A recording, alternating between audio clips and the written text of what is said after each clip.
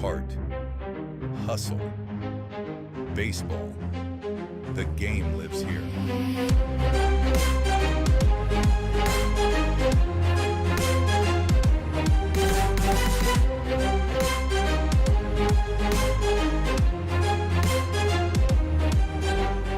This is Pioneer League. Watch on home team.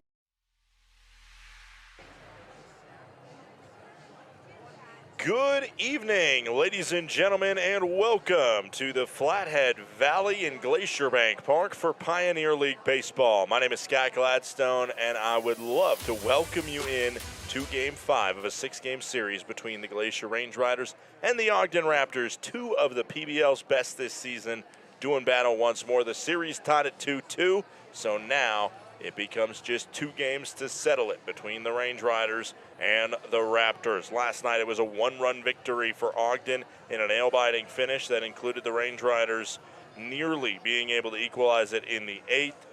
A clutch shutout top of the 9th by Connor Housley, and then just coming up a bit short for the Glacier Range Riders. It was a 4-run top of the 8th inning for Ogden that fueled them to the win. We'll take a quick break, and when we come back, we will have the starting lineups for you from the Flathead Valley. Don't touch that dial. Range Riders and the Raptors coming right up.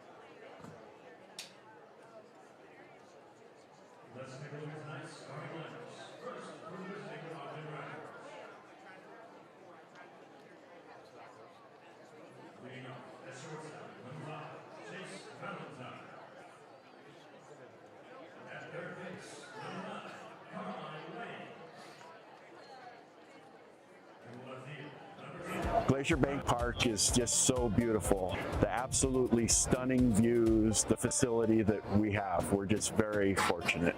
This is a place where people can gather throughout the community. The location of the park itself is centrally located within the valley, and as such it keeps everybody coming from all the different municipalities throughout the valley, and really it's just a hub for the community to meet. My favorite thing about coming to the ball field is seeing old friends, seeing the beautiful complex, and the staff, how friendly they are. They greet us with friendliness, and the seats are awesome. We also get to connect with folks as far away as Boston that are here on vacation that actually want to come to a ballpark because I talk them into it because that's how special it is. So we come to socialize. We love our group and we just have a really good time. Of course, we like watching the game too. And we like to win.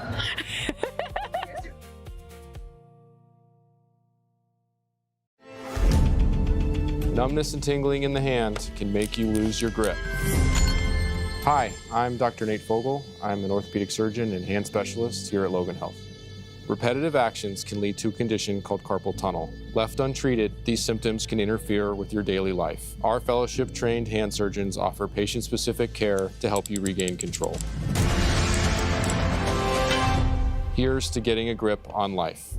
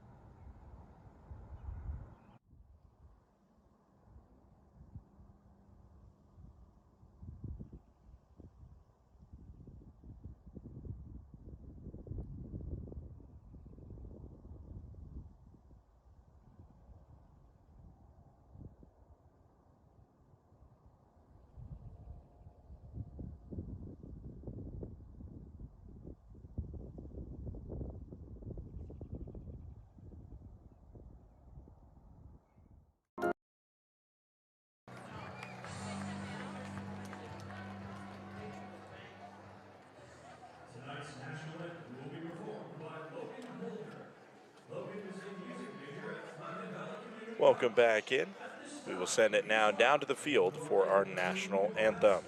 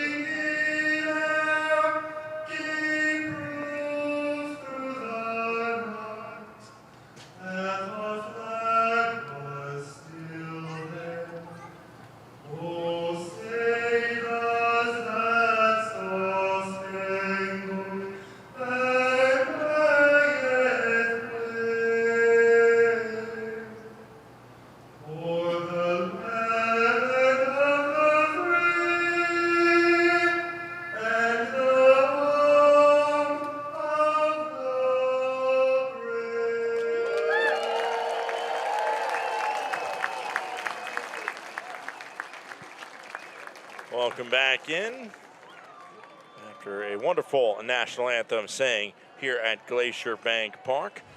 Let's go over the starting defense for the Glacier Range Riders here in this top of the first inning. It will be Donovan Ratfield behind the plate, catching the balls and strikes from Ricky Tibbett. Over at third base, it is Carson Garner. The shortstop, Jacob Steele. The second baseman, Logan Beard. The first baseman is Brock Vredenberg. In the outfield, from left to right, it is Carson Hornung, Alex Fernandez, and Kyle Ashworth. Ricky Tibbett, the starting pitcher here for the Range Riders, 6.14 ERA, one start this season.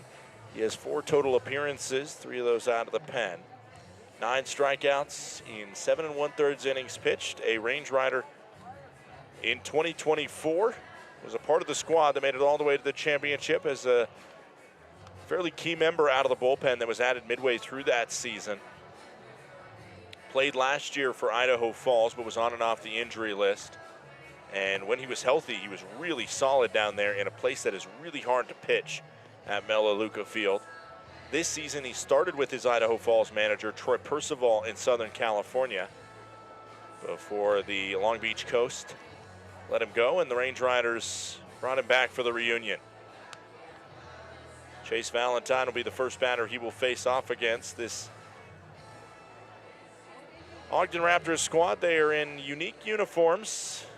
I believe every single night they have repped a new uniform. This is one of their alternate identities. The Utah Fry Sauce is who they're repping. There's definitely a dig deeper into the identity that we'll have to do over the course of this contest. But for now, it will be Chase Valentine versus Ricky Tibbett as the first pitch comes from righty to righty. We're underway here with a pop-up sky high, 7:05 p.m., 84 degrees. Foul goes out of play. Plink goes down into the rocks area. Count goes to 0-1.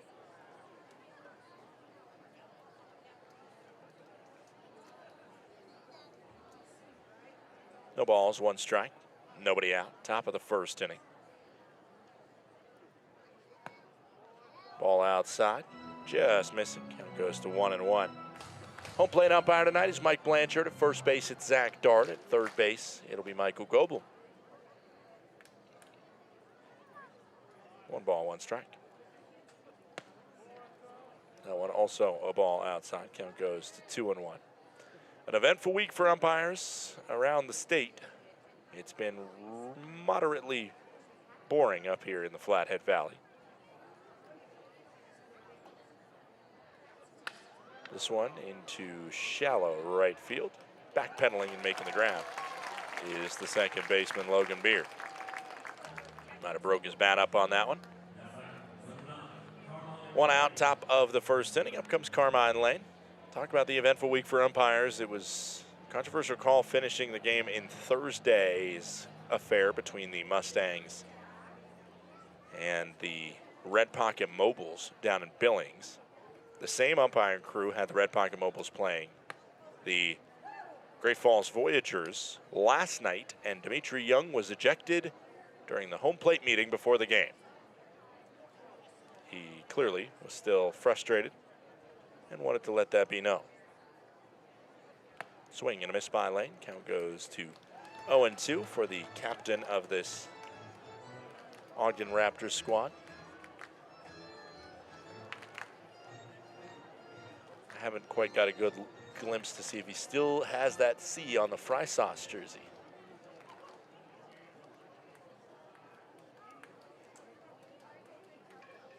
No balls, 2 strikes, 1 out. This one swung into right field. Ashworth, a quick double read on that one before seeing it into his glove. It is out. Number 2 to the tune of a 3-pitch flyout.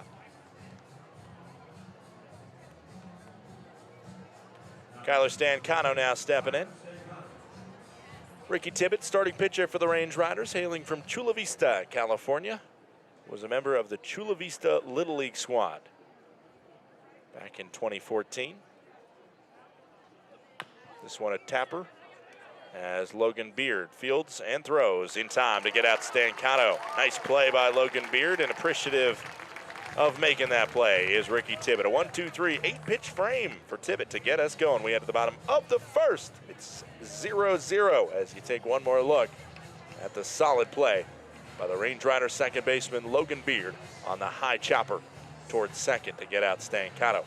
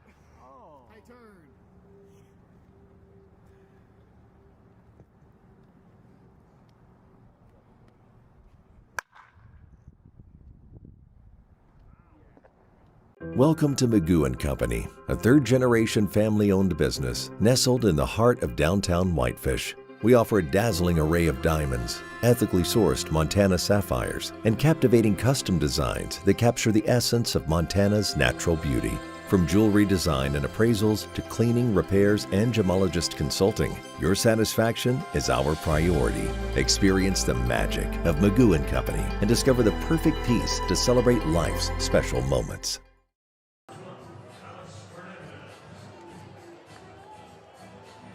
Leading off here in the bottom, or in the top of the first inning, is Alex Fernandez.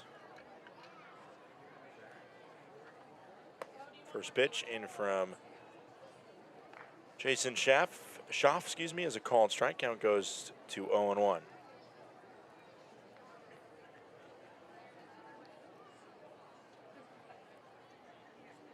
This one also called a strike, just grazing the outer edge. Count goes to 0-2. Alex Fernandez on the season, batting .371. He has 2 home runs, 13 RBIs. First professional hit was a home run in Billings, Montana. Jason Schaff on the season. He has very good numbers thus far. 3-0 record, a 3.6 ERA through 3 starts, 20 total innings pitched, 21 strikeouts to 10 walks. Range Riders looking to be the first team to really get a hold of him if they can, as the San Jose State Spartan faces off against the former Missouri State Bear, a former teammate of Lance Wade, who had one of a rare missed outing for him, in a sense, last night when he allowed 4 runs in the top of the 8th inning. 1-2, skips, 2 balls and 2 strikes. Alex Fernandez, he is on franchise record watch.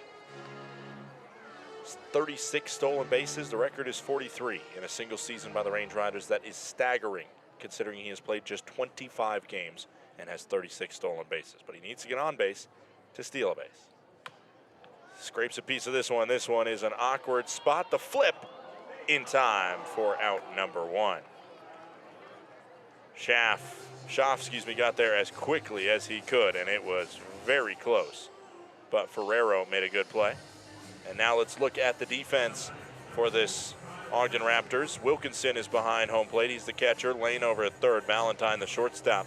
Jordan is at second, while Ferraro plays at first. The outfield from left to right, Stancato, Lawrence, and Pell, as Kyle Ashworth steps into the left-handed batter's box. First pitch outside. Count goes to 1-0. Kyle Ashworth, former Long Beach State dirtbag, stepping in. Let's go over some of the final scores from last night's contest, as we didn't get the chance to see many finals. How about the Red Ponca Mobiles, though? Their manager gets ejected before the first pitch is thrown, and they win 20-6. Clearly the spark plug that they ordered there. Missoula beats Boise 21-14, a touchdown win for the Paddleheads. Billings just keeps on keeping on, 13-7, as does the Long Beach Coast. They win in the knockout round over Modesto, 8-7. Long Beach and Billings, playoff spot already booked, and the Range Riders are rooting for them to win every second half game, unless the ones they play against Glacier. That's pretty much how it goes. Ogden will be rooting for probably the same thing.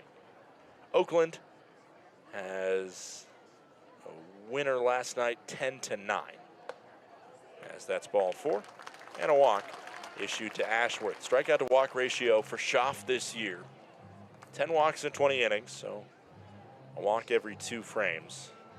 Pretty quick and easy math there for Schaff, but the Range Riders top of the league in walks, so it will be a battle to see how that works out too for the Missouri State Bear, who went 4-3 this spring, 5.84 ERA, pitched 69 1/3 innings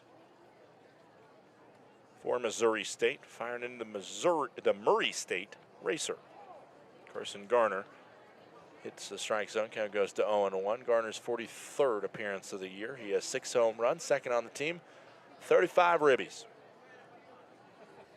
296. 0-1 count, 1 out, bottom of the first.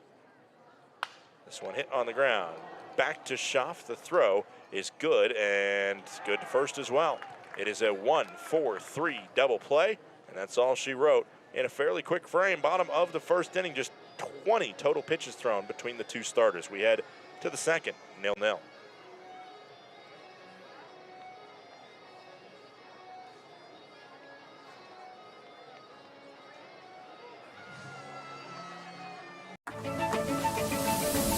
When injuries occur, it can feel like your goals are out of reach. I'm Dr. Karen Purser, an orthopedic surgeon and sports medicine specialist at Logan Health. If you injure a joint, muscle, or bone, our orthopedics and sports medicine specialists are here to help. Our highly specialized surgeons, clinicians, and physical therapists offer innovative treatments and the latest minimally invasive procedures to help you recover and return to activity faster and stronger so that you can reach your goal.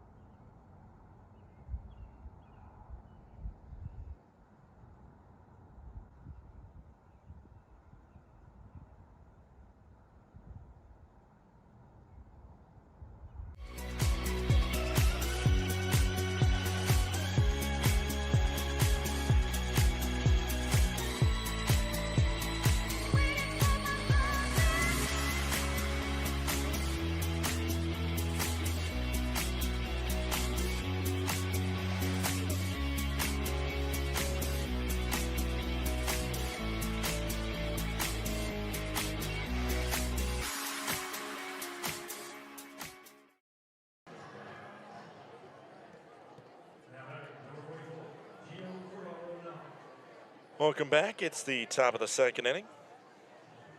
Gio Ferraro steps up to lead it off, and the first pitch, sky high to right. Kyle Ashworth makes the grab for out number 1. Ferraro very quickly in, and now off the plate.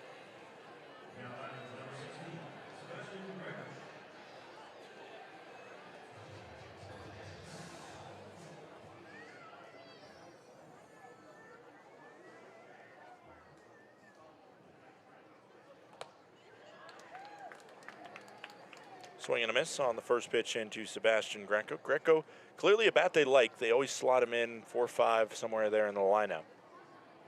Apparently do not like his defense. He is DH'd all 5 games this week. Misses downstairs.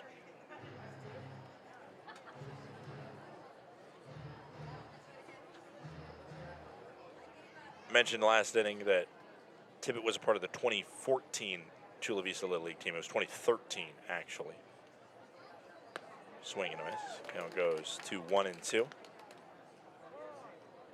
That Chula Vista squad won the American bracket. They beat Connecticut 12-1 in the U.S. Championship before falling to Japan 6-4 in the World Championship.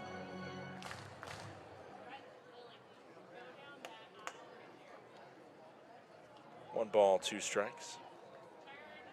1 out pitch, top of the second. This one hit over to third. Gonna be a tricky play and a good gun needed by Garner, and it's safe at first. Garner put all he could on that one. That is a tough throw to make across the diamond. Greco, one of the slower players on this Ogden Raptors squad, just able to squeak it out.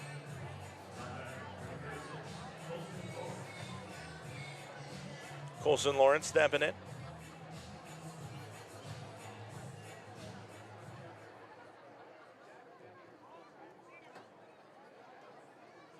Greco on first here, and Lawrence at the plate. Lawrence, a 2-run blast last night. He fouls that one into his lower body. Count goes 2-0-1 on Lawrence. Originally from Hoover, Alabama. In that 2023 Little League World, or the 2013 Little League World Series, the other U.S. teams represented were Grosse Pointe, Michigan, Newark, Delaware, Urbandale, Iowa, Westport, Connecticut. Swing and a miss. Sammamish, Washington, Nashville, Tennessee, Corpus Christi, Texas, and Chula Vista, California.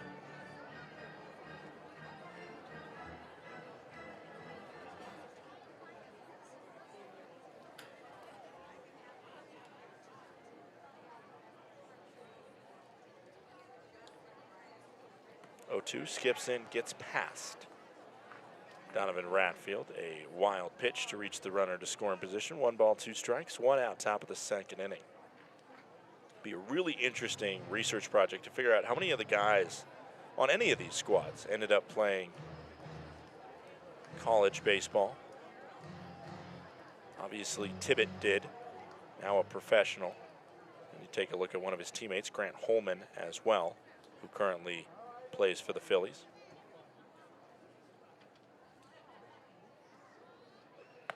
Outside, 2 balls and 2 strikes.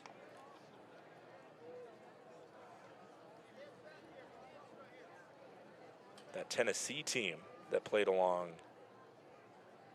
and against Chula Vista also had some talent on it. This one hit over to third. It's foul. Robert Hassel III made his MLB debut for the Nationals on May 22nd of last year, while Connor Smith, funny enough, didn't make his career in baseball. He is now a country singer in Nashville. It's a classic switcheroo for a kid on the Nashville Little League team.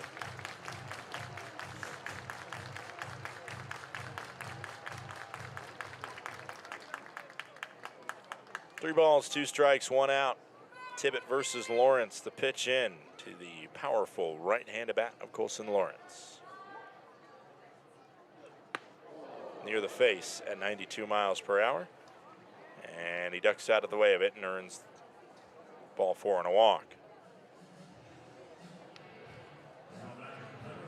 I remember asking Ricky Tibbett in 2024, I said, man, I saw you played in the Little League World Series, like something I always loved growing up and watching. And I asked him just like, how was that? What was that experience? And he said it was one of the best experiences of his life.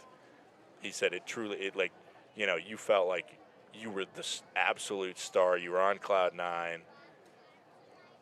This is a bunt put down back to Tibbett, who will field and throw. Safe at first.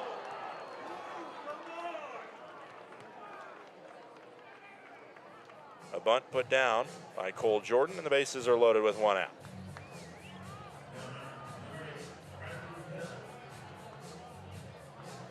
Up comes Bradley Pell. He put down a bunt single yesterday. Probably less of an option to that happening here with the bases loaded. It's been an infield single, a walk, and a bunt single. Also falls under the classification of infield single. That has loaded him up with 1 out, top of the 2nd inning. Time called and a pitch clock violation on Ricky Tibbett.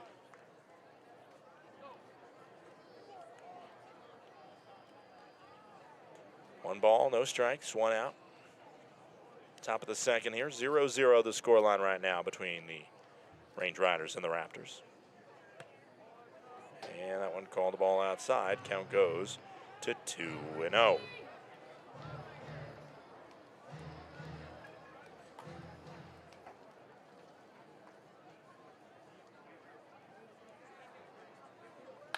This one hit on the ground. Backhand. Field for 1. The throw for 2. That one's in time at first. 6, 4, 3.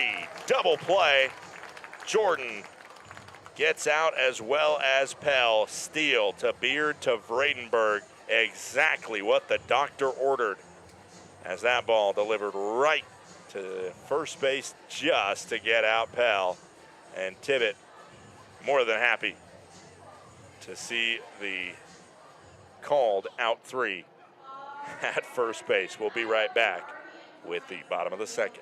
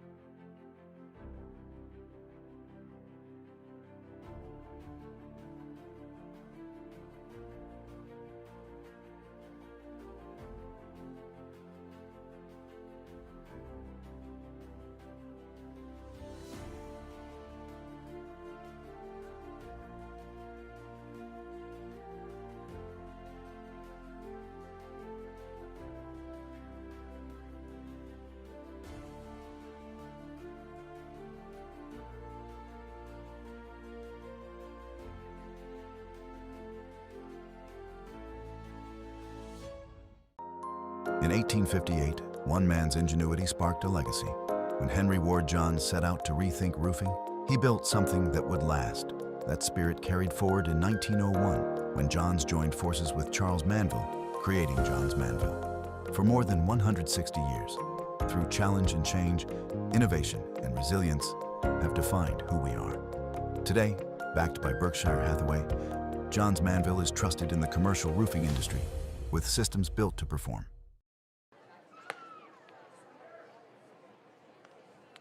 First pitch called the ball outside to Brock Vredenberg. Jason Schaff out there for another inning of work.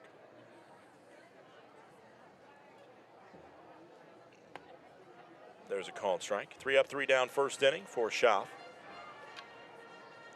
2 close calls at first, and then a third that went the Range Riders' way in the top half of the 2nd. Pell's got good speed. It was a good turn and throw by Beard to be able to finish off that double play. Swing and a miss, count goes to 1-2.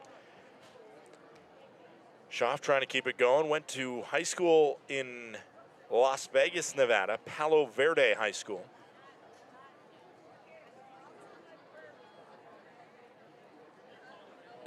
Downstairs.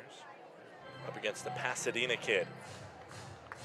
JUCO career, brief stop at Indian Hills Community College in Centerville, Iowa, before his final 3 seasons at Missouri State for Schaff. This one hit on the ground towards second. Cole Jordan should have a routine throw to first.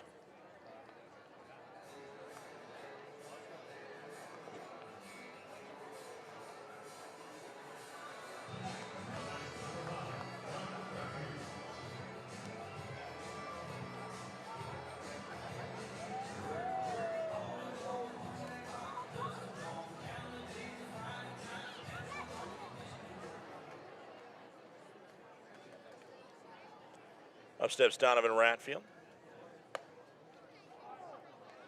Palo Verde High School in Las Vegas, where Schaff went.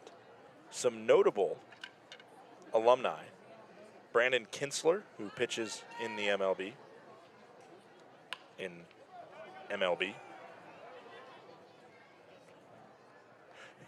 This one hit over to first base. Ferraro grabs it and taps first easily.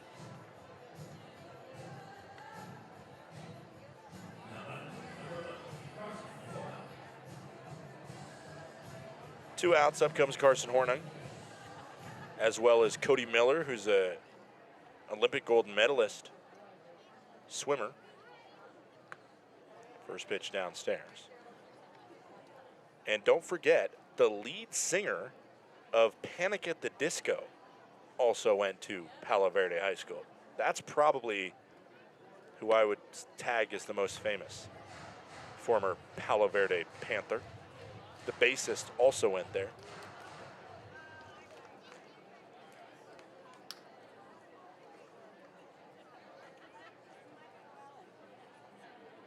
(2-0) pitch, and the first hit of the game belongs to Carson Hornung.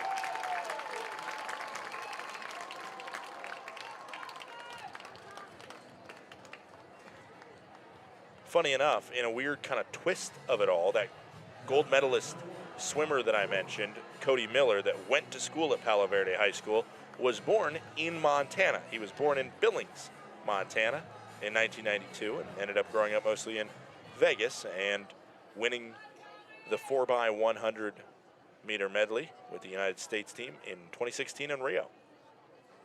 Tommy Rover swings and misses at the first pitch. Count goes to 0-1 on Rover. Tommy Rover, the designated hitter today, 288 batting average, 6 home runs, 40 RBIs.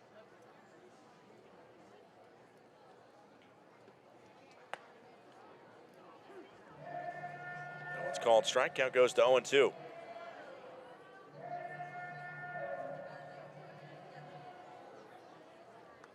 No balls, 2 strikes, 2 outs. And the runner on first in Hornung.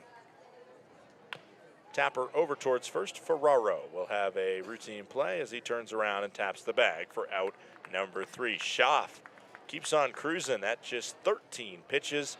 Sends down the Range Riders with a base hit by Hornung. Jammed in there. It's to the third we go. 0-0.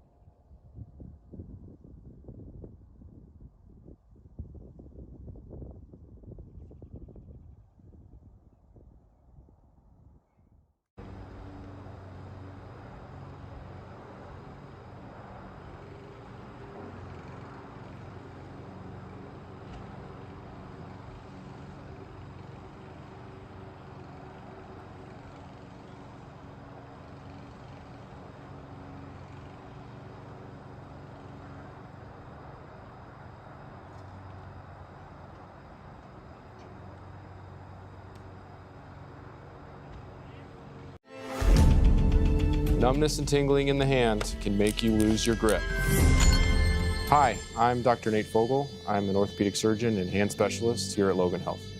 Repetitive actions can lead to a condition called carpal tunnel. Left untreated, these symptoms can interfere with your daily life. Our fellowship-trained hand surgeons offer patient-specific care to help you regain control.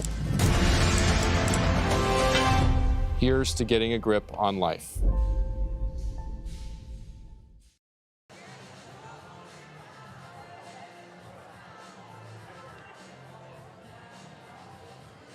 It's the top of the third inning here at Glacier Bank Park. 9-1-2 due up for the Ogden Raptors. Wilkinson, Valentine, and Lane.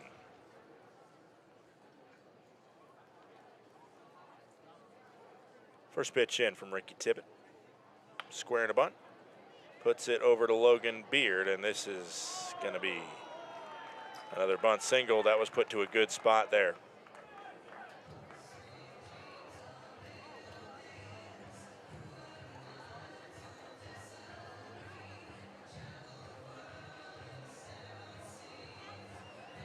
Second bunt for hit from this Utah Fry Sauce Ogden Raptors squad.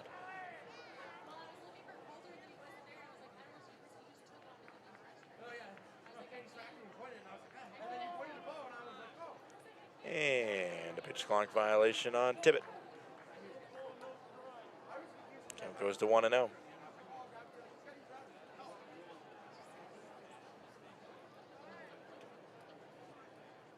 It was earlier this year when the Raptors unveiled their Utah Fry Sauce identity. Picked off over to first base.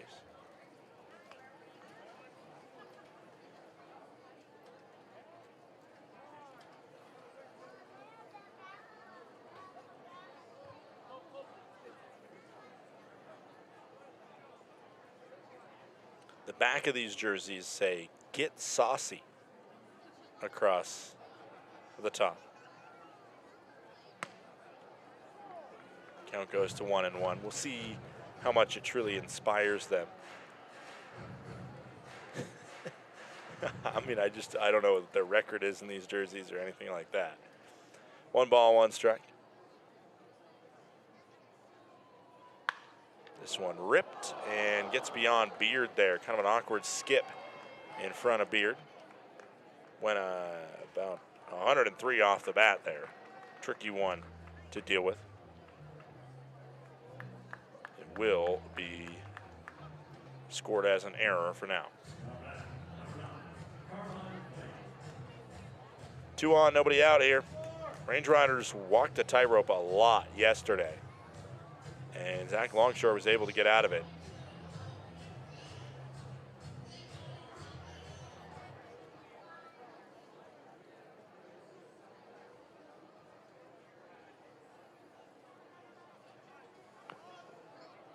Squaring a bunt, it is foul by Carmine Lane. Count goes to 0-1.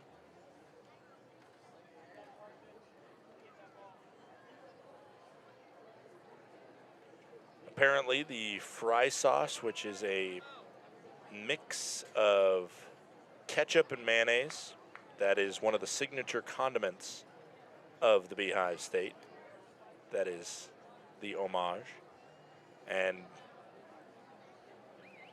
Saucy the Sasquatch is their new mascot, which is the sauce bottle logo.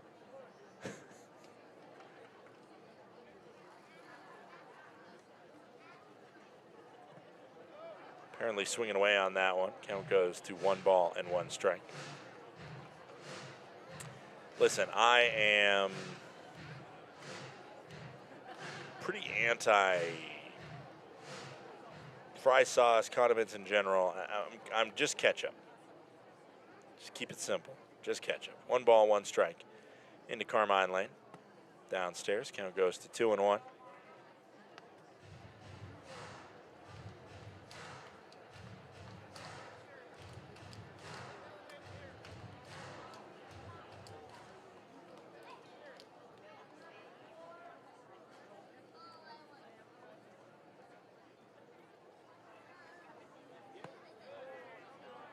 Called the ball below the zone, and the count is 3-1. Apparently, that ketchup mayonnaise mix was created in Utah in the 1950s. I think that's kind of tough to say that, you know, maybe it was, you know, kind of fully went into staple, as there's a called strike. Count goes to 3-2. That's a stolen strike right there by Ratfield, who framed that one well. If not, it's bases loaded, nobody out. 3 balls, 2 strikes, nobody out. No swings by Lane this at-bat. He just bunted one foul. The 3-2 pitch. Hit on the ground over to third. Fielded for 1. The throw for 2 is in time. Great job over there at third base by Carson Garner, who was able to start that one well with a 5-4-3 double play. A good glove from Garner at third base. Make sure he can get 1 out. Probably also had to deal with the thought, hey, do I tap third and throw it across the diamond, see if I can make that play? We've seen him make it before. Ends up not trying to do that, just gets 2, and the most guaranteed way to get 2. Wilkinson does advance to third base. That's a big situation where Carmine Lane did not challenge a pitch, because on that 3-1 count, he had ball 4 if he would have challenged it. Instead, he did not challenge, and instead grounded into a double play on the next pitch.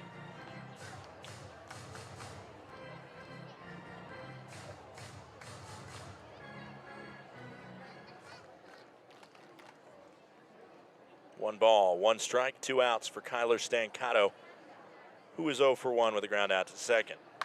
This one down the left field line, it's foul. Count goes to 1 ball and 2 strikes. Great Saturday night crowd here. Lovely weather for Pioneer League Baseball. Scott Gladstone with you as we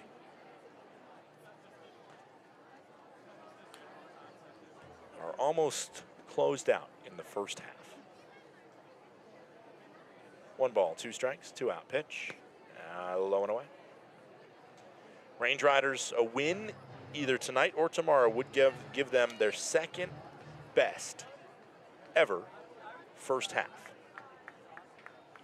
Your second best right now is a 29-19 mark, set in the championship run season, as this one is just over the head of Carson Garner.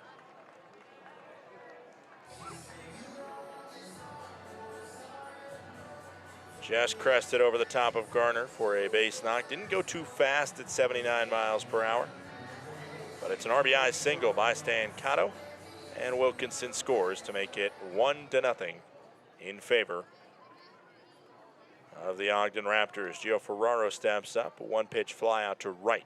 First time up for Ferraro. Runners going, the throw from the knees gets into center field.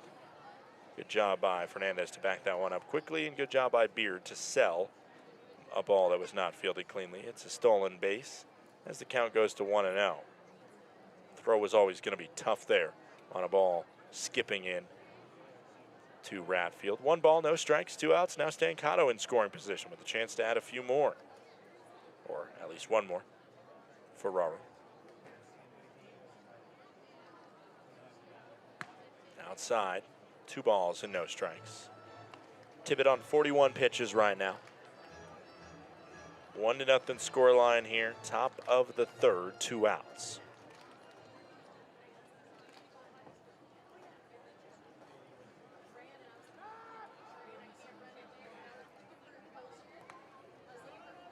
Ball misses in the dirt. Blocked by Donovan Ratfield. Count goes to 3-0, however.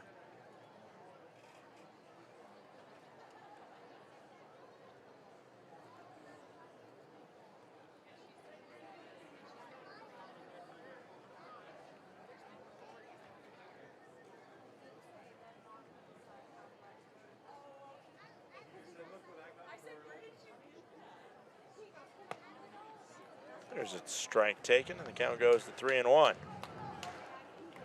2 outs, top of the third inning. Most contests in the league get underway at 6:30 p.m. We're a little bit behind schedule on Saturdays when we get started at 7:05. So I'll give you some scores if we have some more time to work with. Outside, it's ball 4 and a walk to Gio Ferraro. Up comes Greco now, 1 for 1 with an infield single.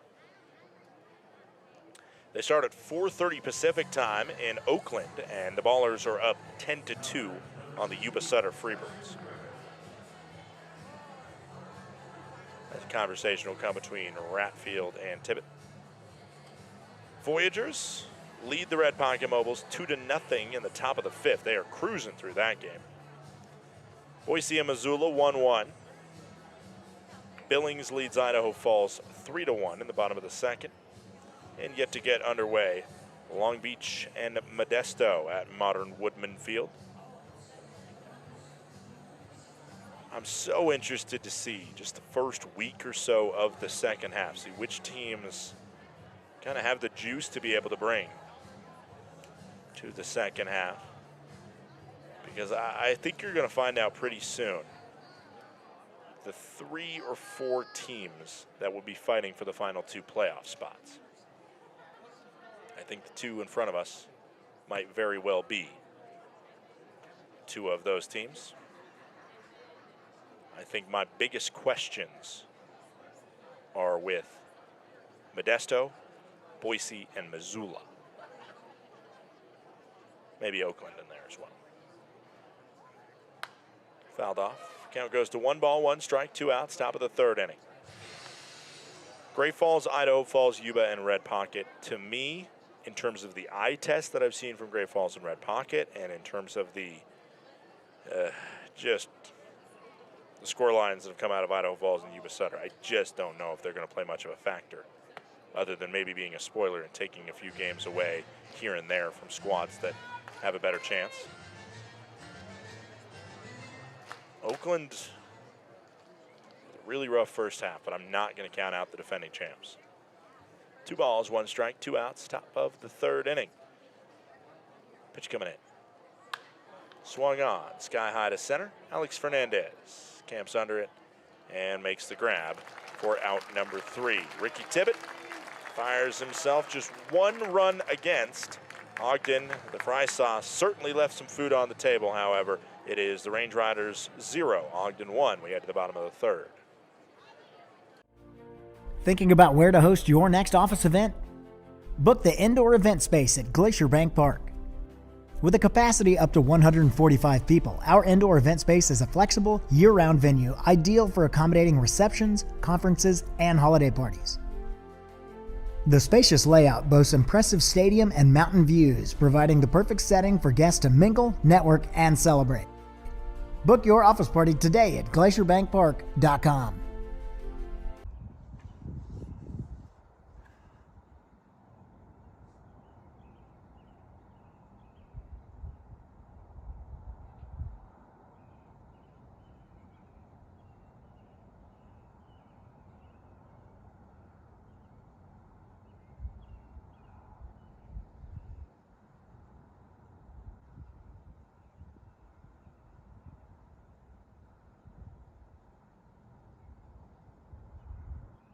Innovation has always been at the core of Johns Manville. From advanced testing labs to real-world job sites, we rethink what roofing can deliver. Through science, precision engineering, and decades of real-world experience, we engineer commercial roofing systems that deliver lasting performance. At Johns Manville, innovation means listening, learning, and building solutions that meet today's needs while preparing for what's next. This is progress with purpose.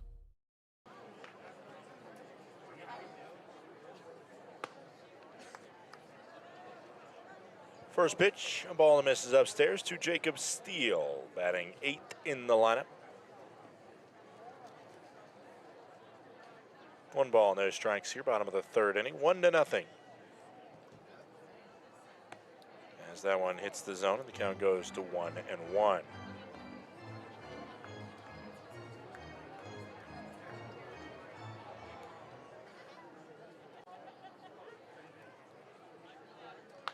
This one swung on towards center field, but Valentine quick on his horse to go and grab that floater.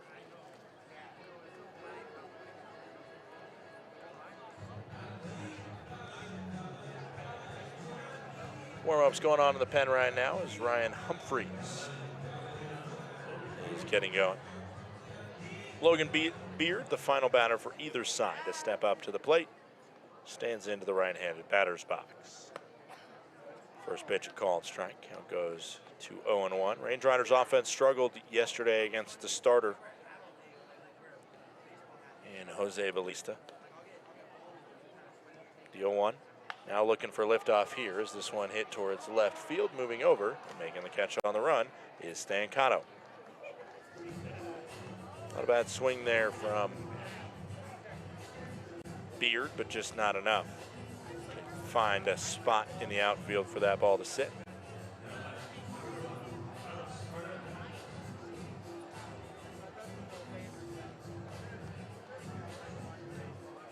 Up comes Alex Fernandez here.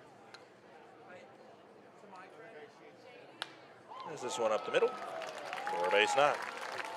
Fernandez feasting on the first pitch he saw there to whip it for a single, and now with Fernandez on first, keep an eye out for how quickly it is before he runs.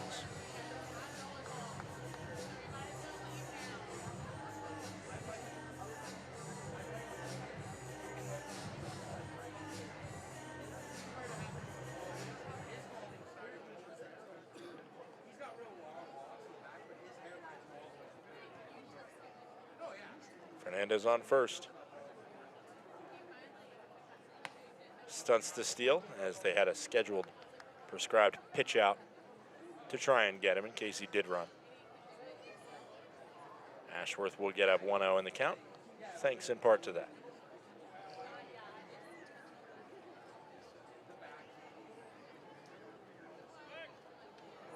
Pick off over to first, and they call him out.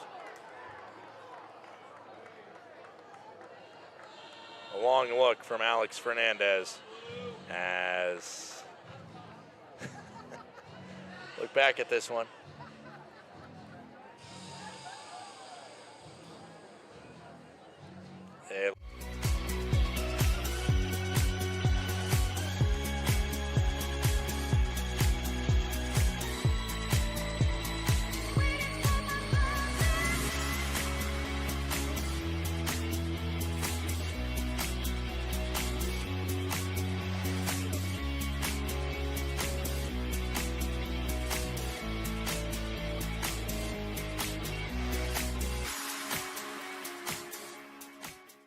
Welcome to Magoo & Company, a third-generation family-owned business nestled in the heart of downtown Whitefish. We offer a dazzling array of diamonds, ethically sourced Montana sapphires, and captivating custom designs that capture the essence of Montana's natural beauty.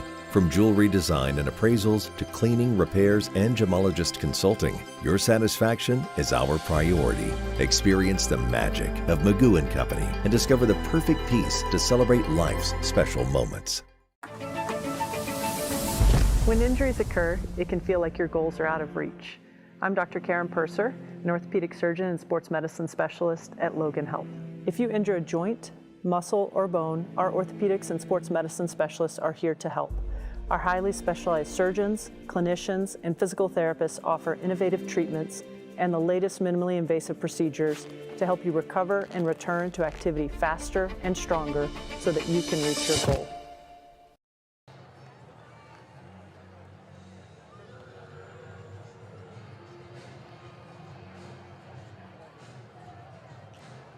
Welcome back. It is the top of the fourth inning. Range Riders trail this one 1-0. That was a tough call to go against Glacier in the bottom of the third inning. On that one look at the replay we got, it really did look like he got that right hand in before the tag was applied. But first base umpire Zach Dart apparently looking for the call. And tough one to go against the Range Riders' top stolen base man.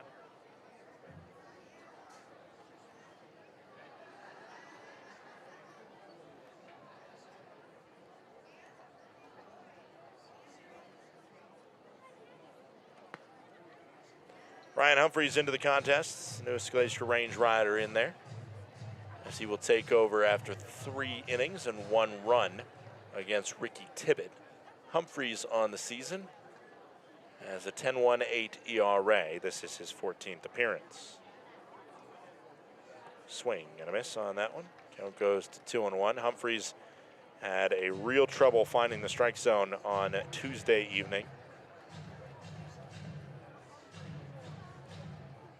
7-run top of the 4th inning for Ogden in a game that Ogden would eventually win in the knockout round. Upstairs, count goes to 3 balls and 1 strike.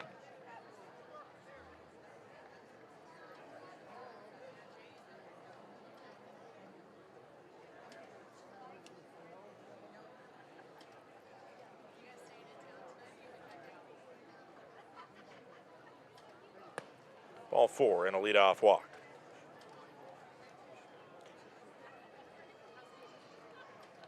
Lawrence to first base. Lawrence on the season, 8 stolen bases. Up steps Cole Jordan, 1 for 1 with a bunt single.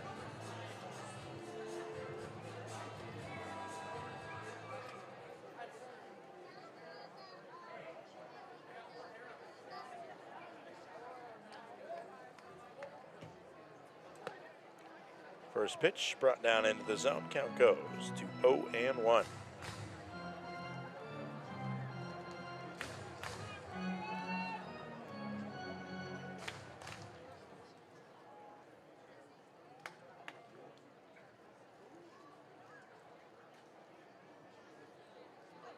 Swung on and fouled off. Count goes to 0-2.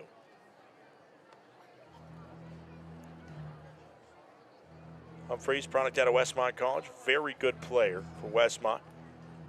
Attended Pepperdine this past spring, did not get the chance to make an appearance there.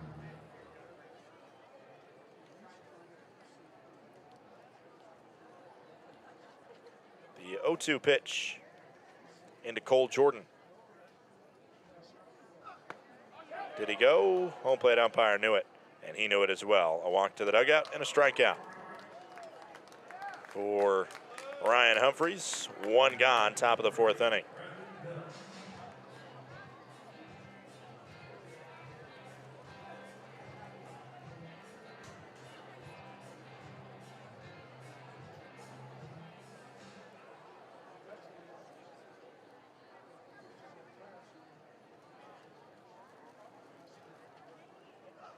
First pitch in, a called strike to Bradley Pell.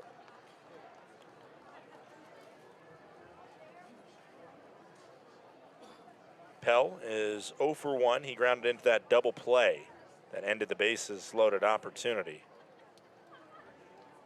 in the second. Limbo action, but just misses high.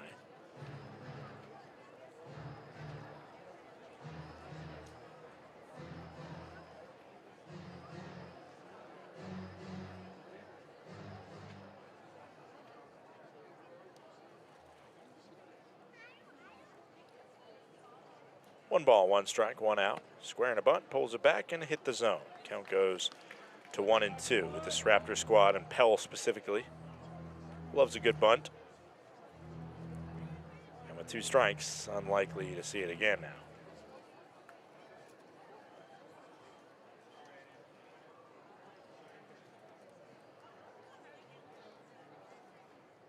One, 2 up and in. Count goes to 2 balls and 2 strikes.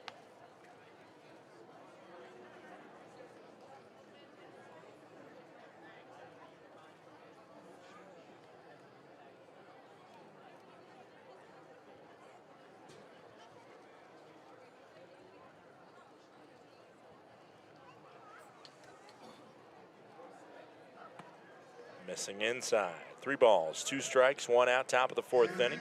Ogden 1, Glacier nothing. Bradley Pell, the Kenner, Louisiana native, returning Raptor, to see the payoff pitch coming in from Ryan Humphreys, who walked the leadoff batter Lawrence before striking out the second batter of the inning. Hit on the ground towards third. It could be another chance for 2. Throw for 1, and the throw is on target in time for another 5-4-3 double play, and a clean sheet in the top of the 4th from Humphreys. We had the bottom half of the frame, 1-0 Ogden.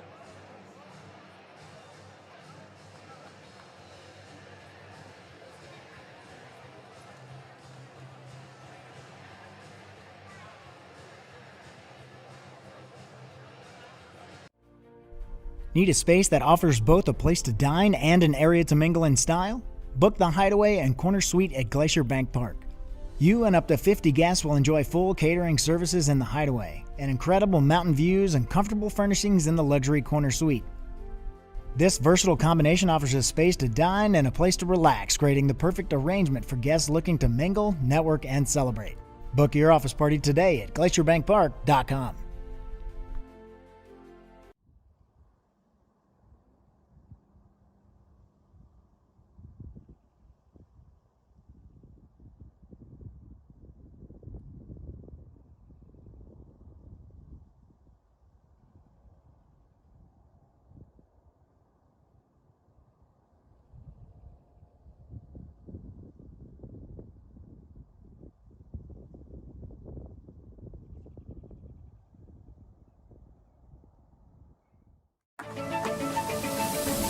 When injuries occur, it can feel like your goals are out of reach. I'm Dr. Karen Purser, an orthopedic surgeon and sports medicine specialist at Logan Health. If you injure a joint, muscle, or bone, our orthopedics and sports medicine specialists are here to help. Our highly specialized surgeons, clinicians, and physical therapists offer innovative treatments and the latest minimally invasive procedures to help you recover and return to activity faster and stronger so that you can reach your goal. First pitch to Kyle Ashworth is a ball low and in. Count goes to 1-0. Ashworth is 0 for 0 with a walk, and the last time he was up, that sketchy pickoff call at first base ended his AB. Upstairs, 2-0 to Ashworth.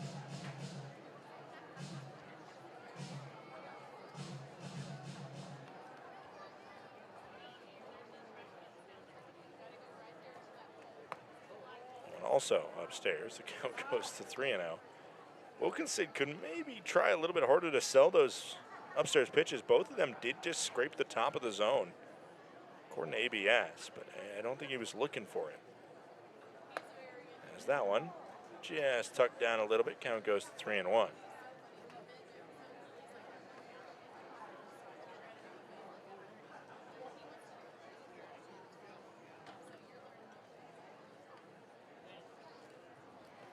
It's ball 4. Ashworth works a walk to lead off the frame. Lead off walks score about 40 to 43% of the time. Up comes Carson Garner, 0 for 1. He grounded into a double play. It has been a night of double plays.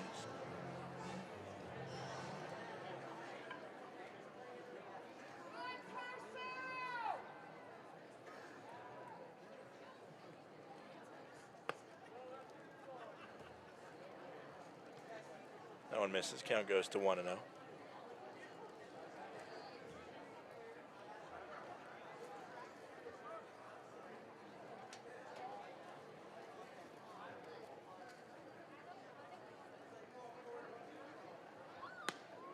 one also downstairs. Count goes to 2-0.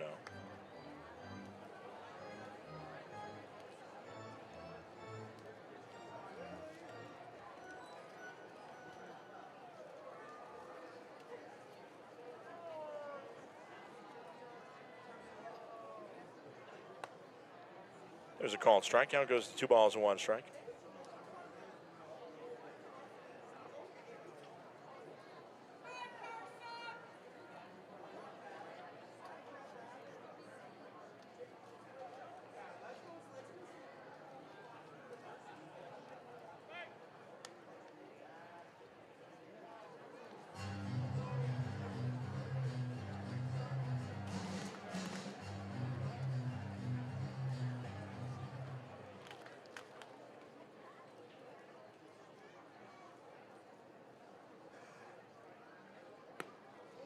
That one just misses downstairs.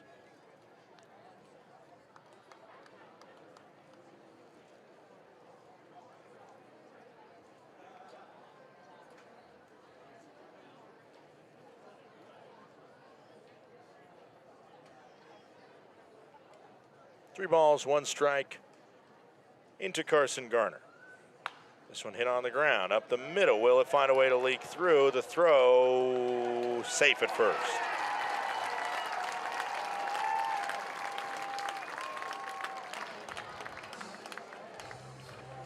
Infield single is what it goes down as.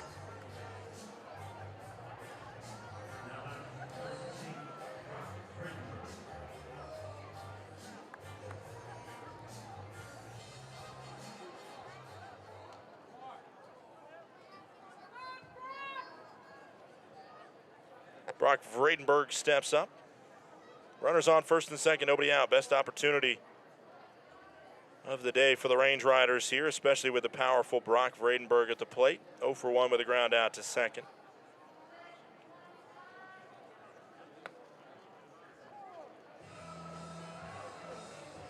Called strike, and the count goes to 0-1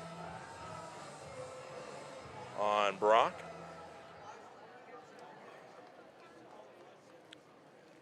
Schaff has delivered pretty efficiently thus far today. 7 pitches in the third inning. After that one misses low and in. Count goes to 1-1. Vredenberg coming into this matchup, .368 batting average, 3 home runs, 10 RBIs in just 10 games played for the Range Riders. 1 ball, 1 strike, nobody out. Speed on the base paths with Ashworth and Garner on second and first, respectively. This one swung on, whipped with authority to center field, down for a base knock. Ashworth read it well. He's getting the green light to go home, and he will score standing up. Hit it 107 off the bat, did Brock Vredenberg. An RBI single, and the Range Riders and the Raptors are all square at 1 apiece. Donovan Ratfield now stepping up. Ratfield is 0 for 1. He grounded out over to first base.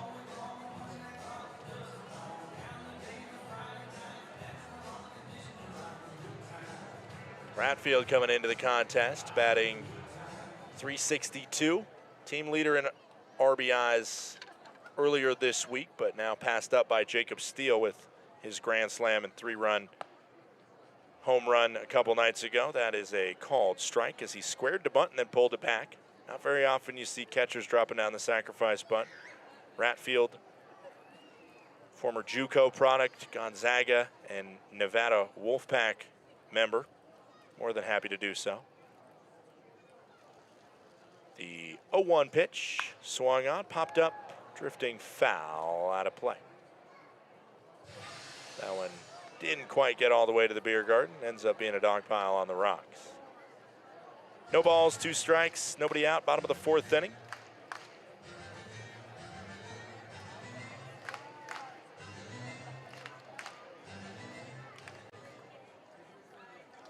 .02 pitch coming into Ratfield.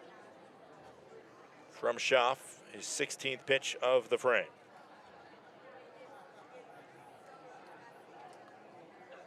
This one hit up the middle, and that one will leak through.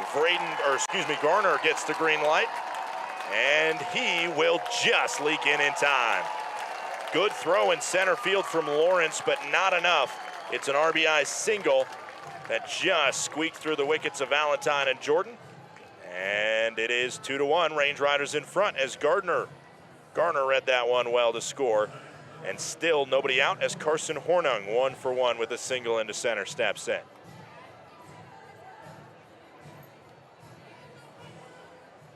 Still under 50 total pitches today, Schaff, but certainly the Range Riders have figured him out the second time around. The first time he faced a batter for the second time, it was Fernandez that laced that single into center field on the first pitch he saw. He was later picked off to end the inning, but since then it's been a walk and 3 straight singles that have led to the Range Riders taking the 2-1 lead. Squaring a bunt is Hornung down the third base line, but trickling foul. Count goes to 0-1. Hornung, 288 batter. Kid from the greater Kansas City area. Former South Carolina Gamecock turned Jacksonville State Gamecock. Left fielder for the Range Riders. Played all over the diamond at first base as well. Most prominently. 0-1, no out pitch. That one called a ball. I'm shocked we're not seeing a challenge there because that one looked pretty clearly in the zone. Count goes to 1-1. Certainly Hornung will take it.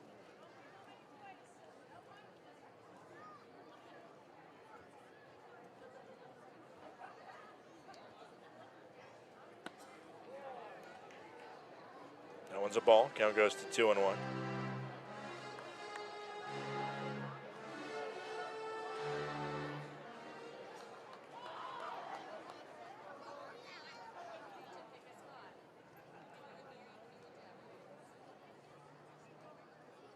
Two balls, one strike. Runners on first and second. Nobody out. Swing and a foul ball.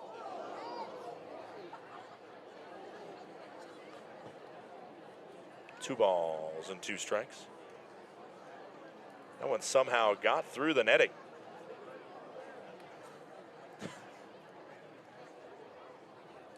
This is a magic trick right there. Two balls, two strikes, nobody out.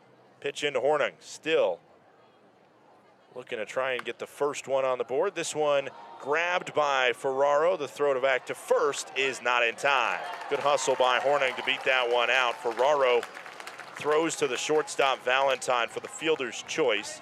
3-6 in your scorebook. Vredenberg gets to third. Ratfield thrown out on the play. And Hornung, the crucial part of that is being able to keep just one out on the board with the runner on third now for Rover, who will try and see if he can breach this runner across in Vredenberg. Vredenberg, big guy at 6'6", 250, but has good wheels. First pitch, a called strike on the outside cut.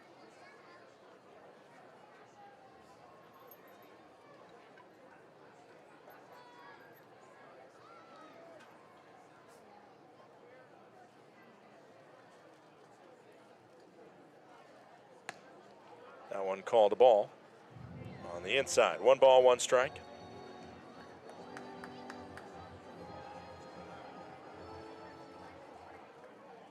One out here. Hornung on first, probably not going to take off over there.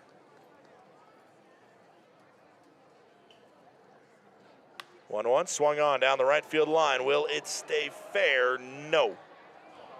It is just foul. Tommy Rover, despite a smaller stature, tied for second on the team in home runs for the Range Riders. Played most of his collegiate career at JUCO or at D2 Fresno Pacific after a JUCO stint. Grad year at Youngstown State. One ball, two strikes, one out. Runners on the corners. 2-1 Range Rider lead here. As that one misses down below the zone, it's 2-2.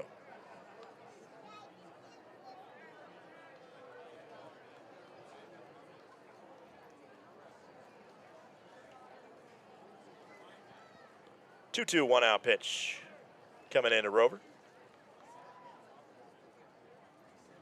Swing and a miss, a big strikeout for Schaff there because it takes that sacrifice opportunity off the board. And now Steele, the team leader in RBIs, will step up with runners on the corners, 2 outs. Range Riders pushing a runner across on the Vredenberg single and the Ratfield single.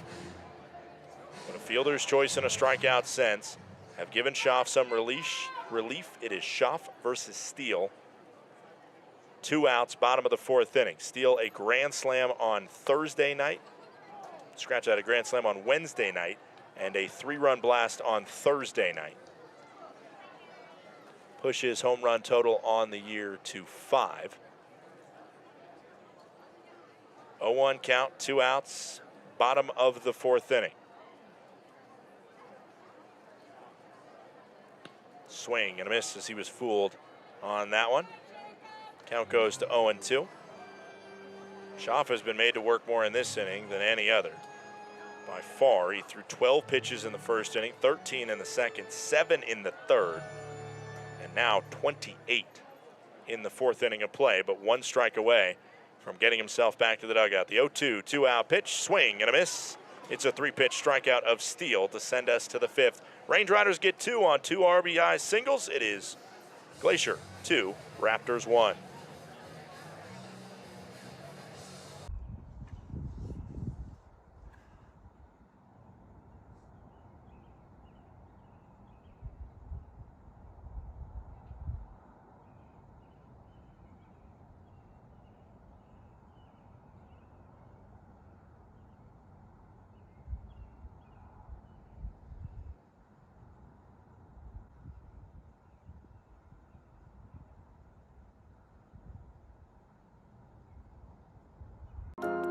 At Johns Manville, it's always been about people, the people who design the systems, the people who build them, and the people who depend on them to perform every day. That's why we approach commercial roofing with care, collaboration, and respect for what's at stake. Because every roof protects more than a building. It protects people, livelihoods, and peace of mind. That's the responsibility we stand behind. Johns Manville Commercial Roofing Systems.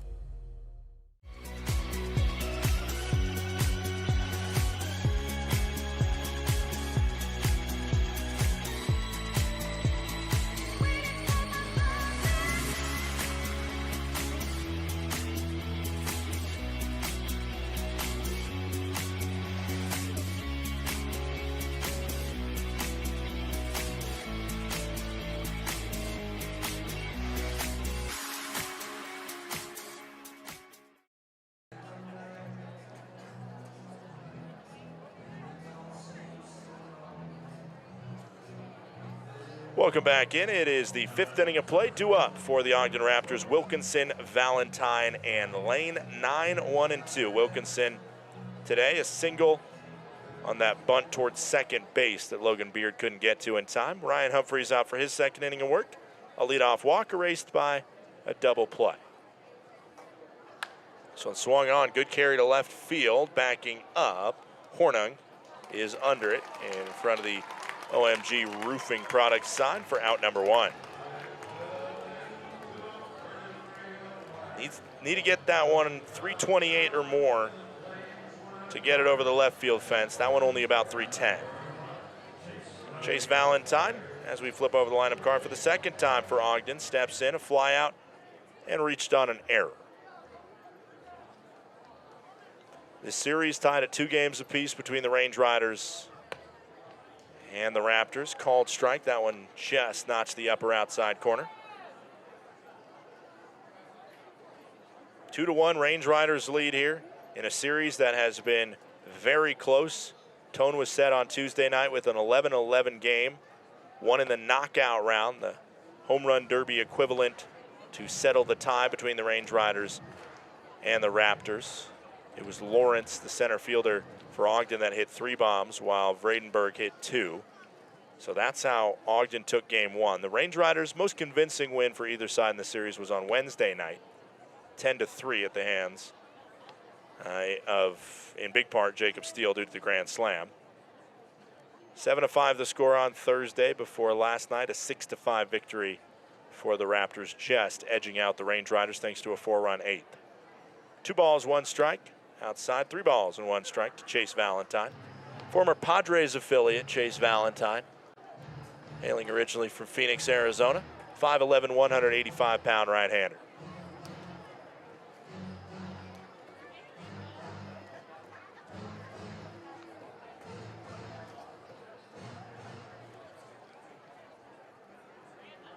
Did have his JUCO days at Central Arizona College, same school that J.D. McLaughlin of the Range Riders went to.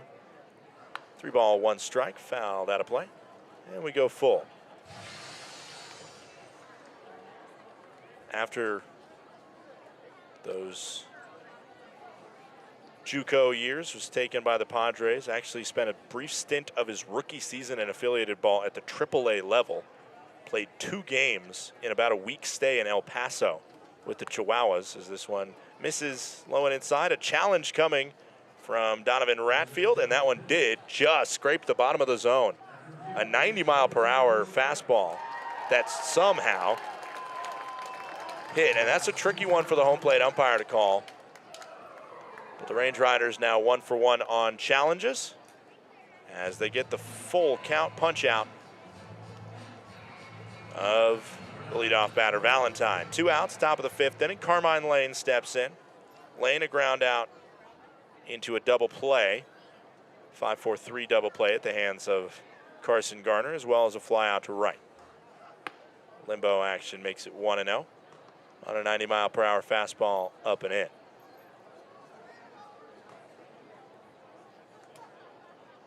Lane, originally from Palm Beach, Florida, South Florida product. 2nd year now as a Ogden Raptor player, as he hits it on a rope and on the ground, a worm burner to Logan Beard, who fires to first for out number 3. 101 off the bat, but right at the Range Riders' second baseman, we head to the bottom of the 5th inning. We're halfway home, and it's 2-1 Range Riders lead. Range Riders fans, Glacier Bank Park offers a variety of suites to accommodate groups of all sizes, from small gatherings to parties of up to 65 people. The balcony views and exclusive services create a premium experience for celebrations, reunions, and outings of all kinds. Enjoy the convenience and comfort of your private space, breathtaking Montana scenery, and high-level action on the field, while our dedicated hospitality team creates an unforgettable experience for you and your family, friends, or business associates. Numbness and tingling in the hand can make you lose your grip. Hi, I'm Dr. Nate Fogel. I'm an orthopedic surgeon and hand specialist here at Logan Health. Repetitive actions can lead to a condition called carpal tunnel. Left untreated, these symptoms can interfere with your daily life. Our fellowship-trained hand surgeons offer patient-specific care to help you regain control. Here's to getting a grip on life. Welcome to Magoo & Company, a third-generation family-owned business nestled in the heart of downtown Whitefish. We offer a dazzling array of diamonds, ethically sourced Montana sapphires, and captivating custom designs that capture the essence of Montana's natural beauty. From jewelry design and appraisals to cleaning, repairs, and gemologist consulting, your satisfaction is our priority. Experience the magic of Magoo & Company and discover the perfect piece to celebrate life's special moments.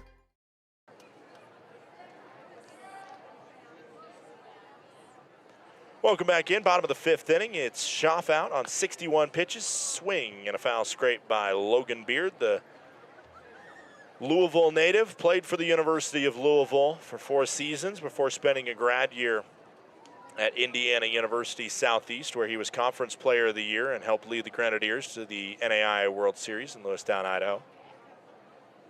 0-1 pitch. Popped up.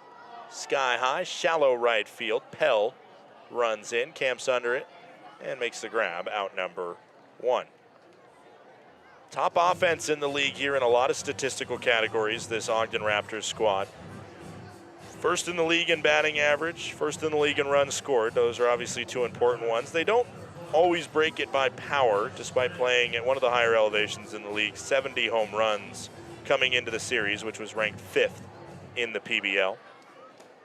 But they find a way to bring runs home. They're also third in the league in stolen bases. Coming into this series, they had the exact same amount of steals that the Range Riders had. The Range Riders have run quite a bit this series, in big part because of this man in front of you, Alex Fernandez, who is down 0-1 in the count. The epitome of speed, Fernandez.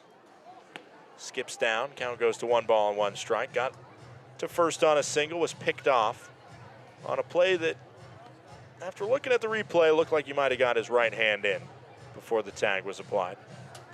1 ball, 1 strike, 1 out. Any ball put into play, especially on the ground, has a chance for Fernandez.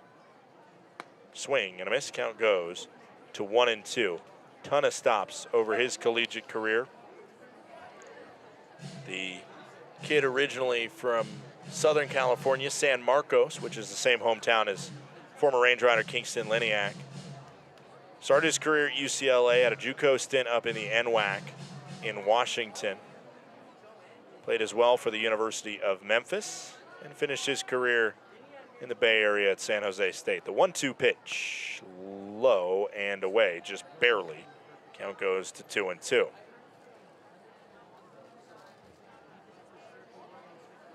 One of the more unique batting stances you'll see as well in the PBL. The tip of his right foot, the only thing's just scraping the turf. Count stays 2-2. Just levitates that right foot. Just barely. He's also stands really close to inside the plate, but he doesn't get hit with very many pitches. As this one hit on the ground. A couple hops over to second base. Jordan Fields, and just in the nick of time, throws out Fernandez. 4-3 put out, 2 gone in the bottom of the 5th. Kyle Ashworth 0 for 0. He has 2 walks today. Ashworth, one of the best on-base threats in the PBL. On-base percentage at .526 coming into this contest. Clearly, Schaff wants nothing to do with him with the 2 walks thus far. 2 against Schaff as the Range Riders got to him in the bottom of the 4th. Swing and a foul ball. Hit it hard at 94, and getting out of the way of it is Range Rider first base coach Jackson Murphy. Schaff, the 3-year Missouri State Bear, did have some summer collegiate experience, played in the Northwoods League, just to the tune of about 14 innings pitched for the Lakeshore Chinooks, which is up in Mequon, Wisconsin, north of Milwaukee.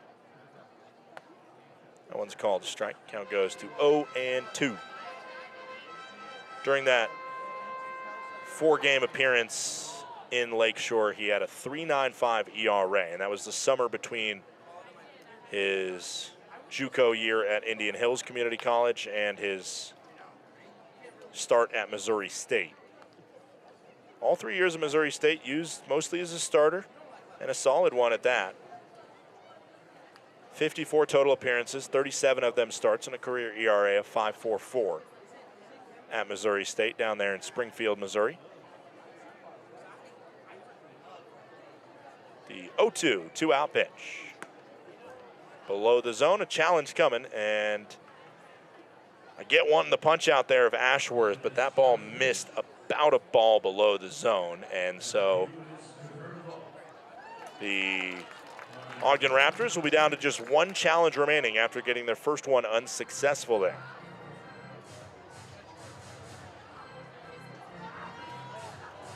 One ball, 2 strikes, 2 outs, bottom of the 5th inning. I think Wilkinson thought he was seeing a pitch that did glance the bottom of the zone, just like Ratfield got the call of in the last inning.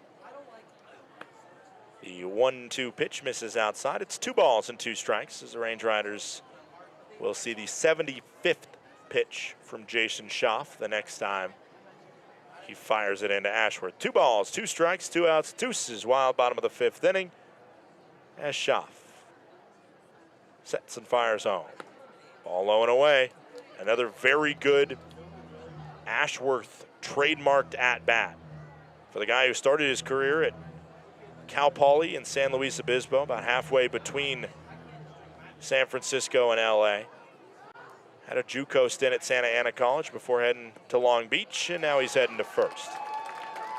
That's a great AB from Kyle Ashworth. Fell behind 0-2, hit a foul ball on 0-2. Saw that ball to make it 1 ball, 2 strikes that was challenged. They did not get the punch out on that, and then 3 more balls fired in to the Range Rider outfielder. He's to first with 2 outs, and up steps Carson Garner.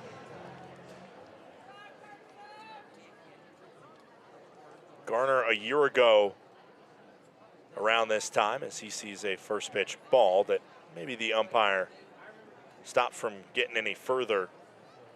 Count goes to 1-0, it just misses low. A year ago today, Garner was just finishing up the magical run with Murray State to the College World Series in Omaha. He's figuring out what the next steps were. He ended up going to the MLB Draft League for just a short stint. Did not get his name called in the draft. And then headed to the Pioneer League and joined the team in Idaho Falls at the end of July. Played with the Range Riders the rest of that 2026 season. Re-signed back here in a key part for the Range Riders in 2026. As that one is a called strike just on the outside of the zone at 82 miles per hour. 1 ball, 2 strikes, 2 outs for Garner. Tied for second on the teams in home runs with 6. And a couple of them have been absolute cannons off the bat of Garner. The 1 ball, 2 strike, 2 out pitch. Ashworth on first. It skips by, and Ashworth will reach on a wild pitch. Now it becomes a much more important at-bat with the speed of Ashworth on second base. A base knock likely scores the Range Rider outfield. The last time up, Garner put one perfectly placed between Valentine and Jordan up the middle. It wasn't hit super hard, but Valentine had to reach to grab it, and the throw to first just was not in time to get out Garner. An infield single that helped lead to the 2 runs the Range Riders scored in the 4th. The 2 ball, 2 strike pitch. It is a ball outside, 3-2. Range Riders just out hitting Ogden by 1, outscoring them by 1 here as well. 3 balls, 2 strikes in a 2-1 contest. Ashworth on second. The payoff pitch coming from Schaff to Garner. Steps off the rubber. First disengagement by Schaff. This at-bat, you're allowed 2 per at-bat, just like in the MLB. Payoff pitch coming now from the right-hander to the Range Rider third baseman. A glance at Ashworth before firing home. Late swing to stay alive. Fouls it off. Count stays at 3-2.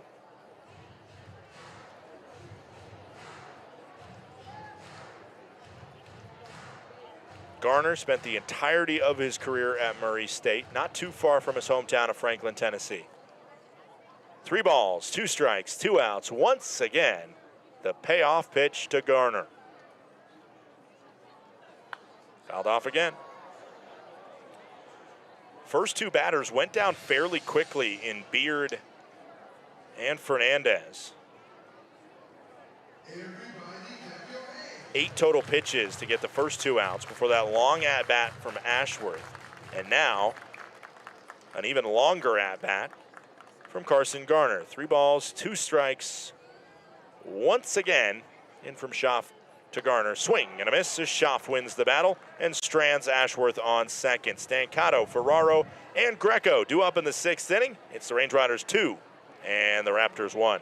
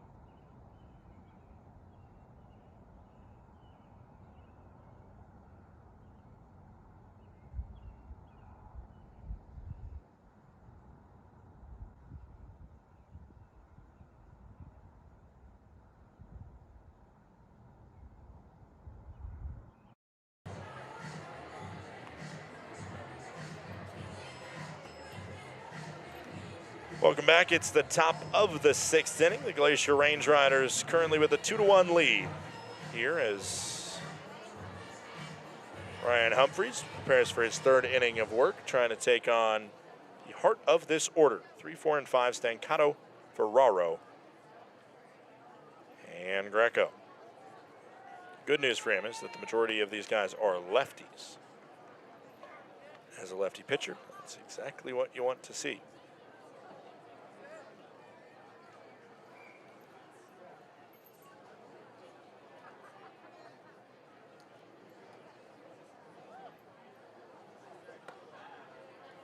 That pitch misses. 2 balls and no strikes.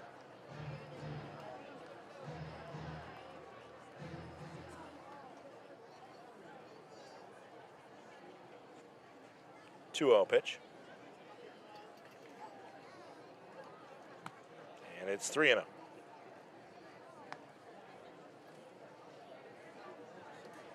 Don't want to lead off walk here. Those never seem to spell well. That's exactly what we saw when the Range Riders scored 2. It was a leadoff walk to Ashworth that got the trouble started.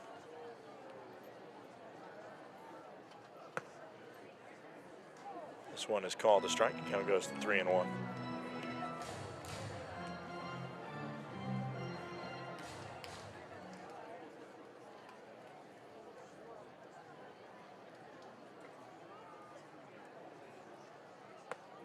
And that is ball 4 up high. 5-pitch walk to start off the inning.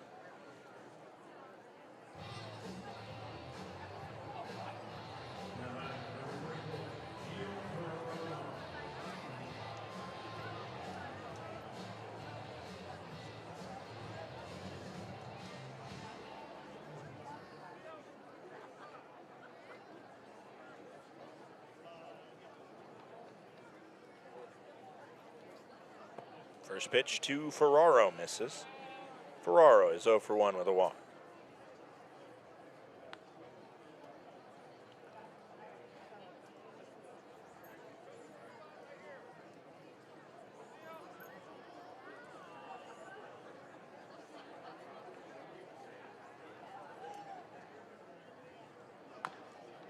Foul ball. Count goes to 1-1.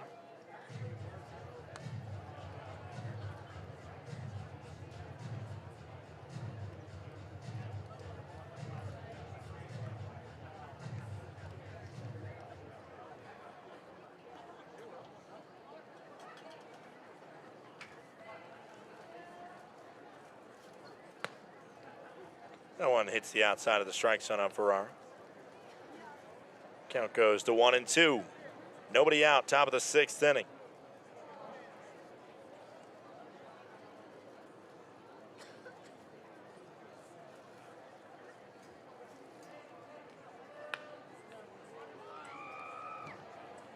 Fouled off. A lot of kids over on that hill area trying to get to that one. Oh, Nelly. That's fun. As long as you're not at the bottom of that dog pile, I guess.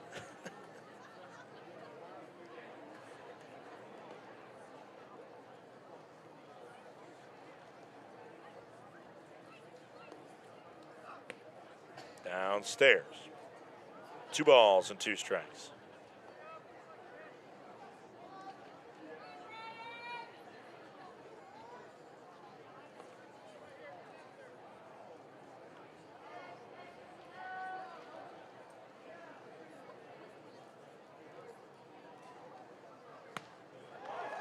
And a swing and a miss.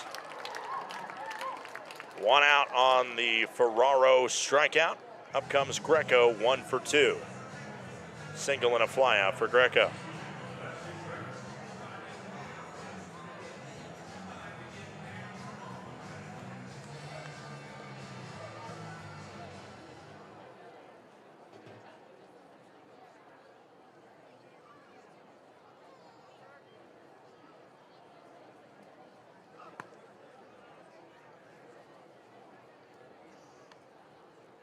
First pitch misses low and away to Sebastian Greco.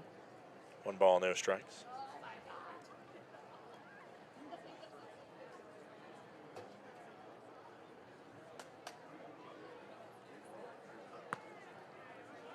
One also misses. It's 2-0.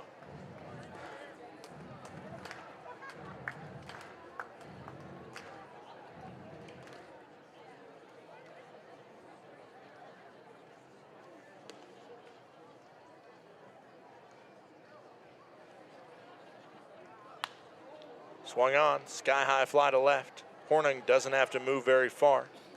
Makes the grab, out number 2.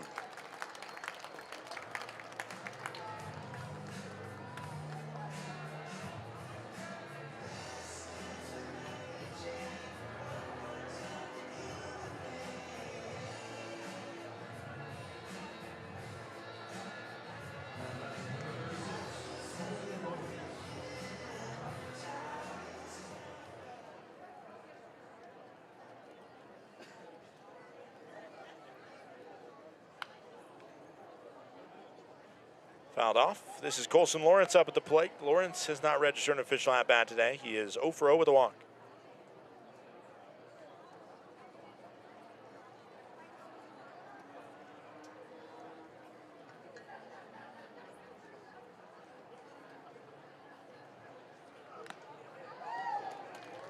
Foul scrape into the mitt, and it is 0-2 on Colson Lawrence. Leadoff walk issued to Stancato, but right now Humphreys on the verge of being able to get out of this inning clean. Needs one more strike. The 0-2, two-out pitch coming in from Humphreys to Lawrence. Tapper came back up and hit him.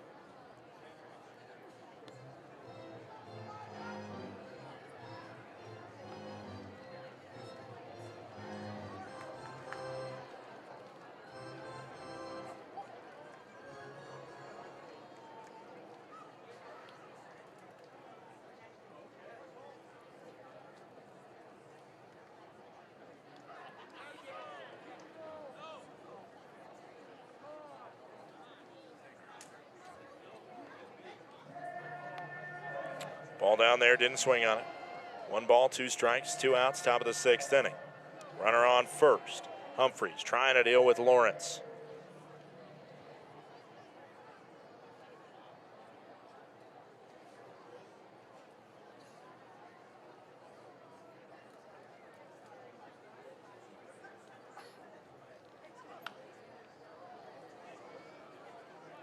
Fouled off.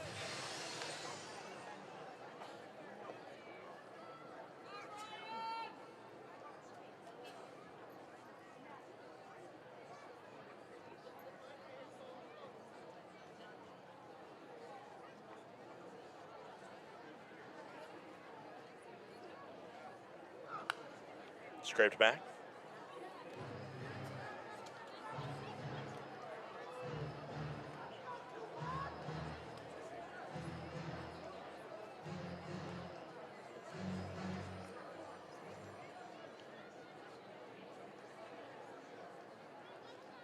One more try, 1 ball, 2 strikes, 2 outs. Runner on first, top of the 6th inning. The pitch in, misses low, 2-2.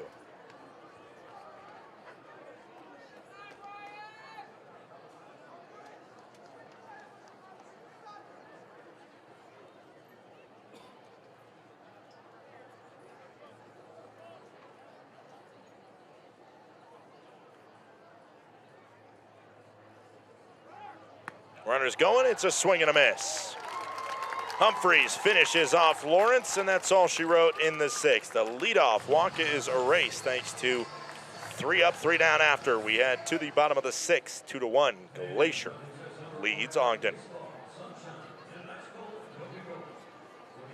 Glacier Bank Park is just so beautiful. The absolutely stunning views, the facility that we have. We're just very fortunate.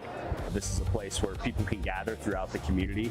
The location of the park itself is centrally located within the valley, and as such, it keeps everybody coming from all the different municipalities throughout the valley, and really it's just a hub for the community to meet. My favorite thing about coming to the ball field is seeing old friends, seeing the beautiful complex, and the staff, how friendly they are. They greet us with friendliness, and the seats are awesome. We also get to connect with folks as far away as Boston that are here on vacation that actually want to come to a ballpark because I talk them into it because that's how special it is. So we come to socialize. We love our group, and we just have a really good time. Of course, we like watching the game too, and we like to win.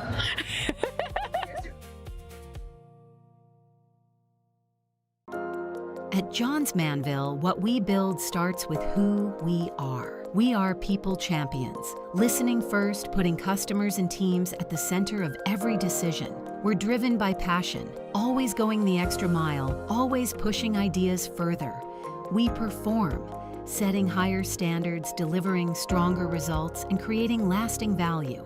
And we protect our people, our customers, and the world around us, today and for generations to come.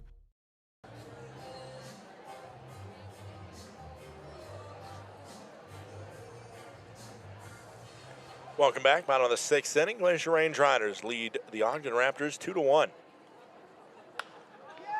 This one hit over to first, just beyond the dive of Gio Ferraro. And Schaff allows a leadoff single. It'll be interesting to see how long the leash is for Schaff. Nobody warming up in the pen right now. But he's pitched good. Just has had his pitch count driven up. over the past couple innings, and it was this part of the lineup that was able to get to him a little bit. Donovan Ratfield, 1 for 2 with an RBI single.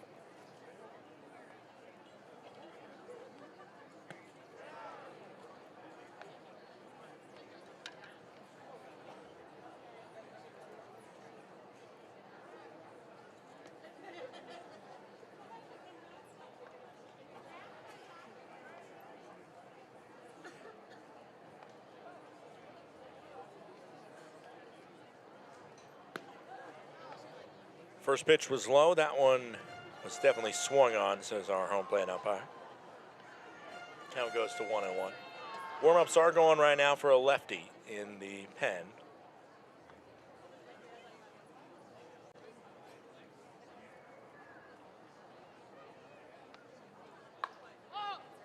This one popped up sky high.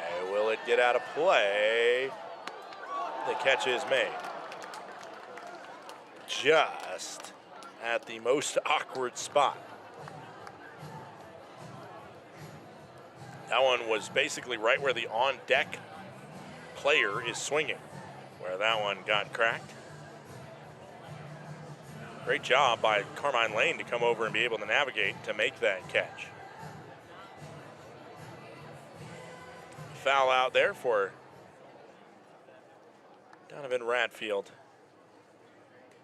Has one gone, bottom of the 6th inning. Up comes Carson Horning. He's 1 for 2, and he hits it over towards right field. And Vredenberg smartly leaps over it, because despite what the call in Billings was a couple nights ago, if it hits the batter, it should be, or if it hits a base runner, that base runner is out. Point of a lot of controversy. Tommy Rover steps in. He struck out swinging. Has a ground out to first as well, Tommy.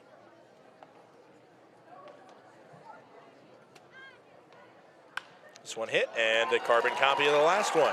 Green light to send Vredenberg home. The throw will not come in towards the plate, and heading first to third is Carson Hornung. RBI single by Tommy Rover makes it 3-1 Glacier, gives a crucial insurance run to the Range Riders. And now the real question is, how long does this leash go for Jason Schaaf? Up comes Jacob Steele, who he's got the better of twice, a fly out and a strikeout.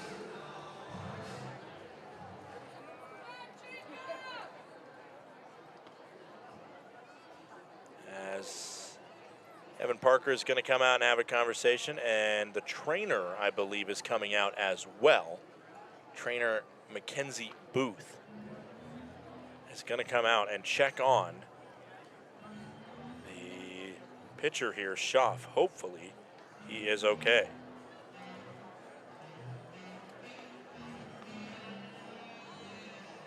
Pointing to his right leg right now. Umpire is a part of it as well. This does not count as a mound visit if it's a medical situation. This is not a guy that you want to lose if you are the Ogden Raptors. So very important to be precautionary right now when talking to Schaaf.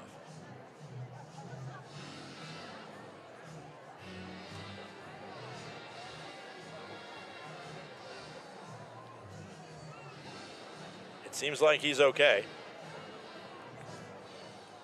Schaaf will stay in there.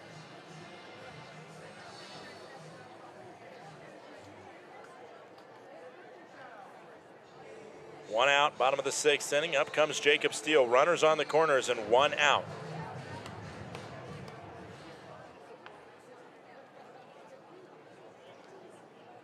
Schaaf just has appeared 3 times this year, but he's coming off a full spring of playing for Missouri State, as this is a called strike into Steele. Coming off his worst outing, allowing 7 runs versus Boise in 6 innings. This is not his worst outing, but it is his second worst professional outing. His debut was marvelous, 7 innings. Nobody across, and that was against the same Boise Hawk squad that then tagged 7 on him in 6 innings a couple starts later. He has never not gone the full 6 innings in his professional career. 7 in his first game, 7 in his second game, and 6 in his third game, even though he got those 7 runs against him. 1 ball, 1 strike, Rover on first base.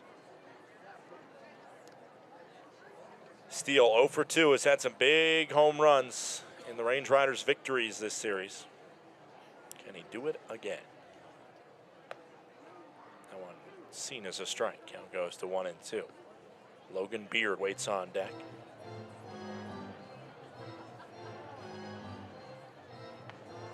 One ball, 2 strikes, 1 out.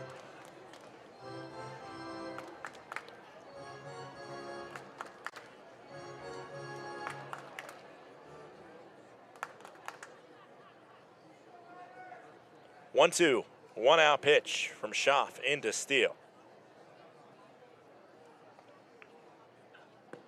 Blowing away.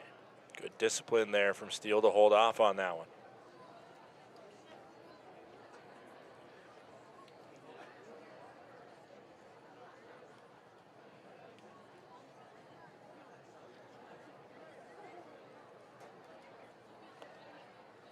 The 2-2, 1 out pitch.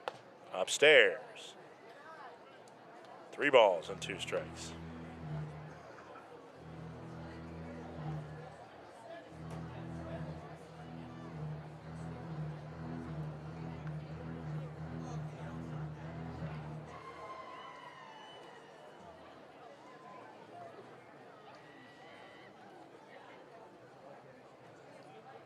Swing and a miss. 3-2 pitch came up empty on it.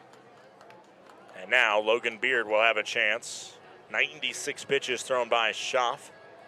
Runners on the corners, 2 outs, 1 across already on the Rover RBI single. But a chance for more as Logan Beard steps up 0 for 2, a fly out and a pop out.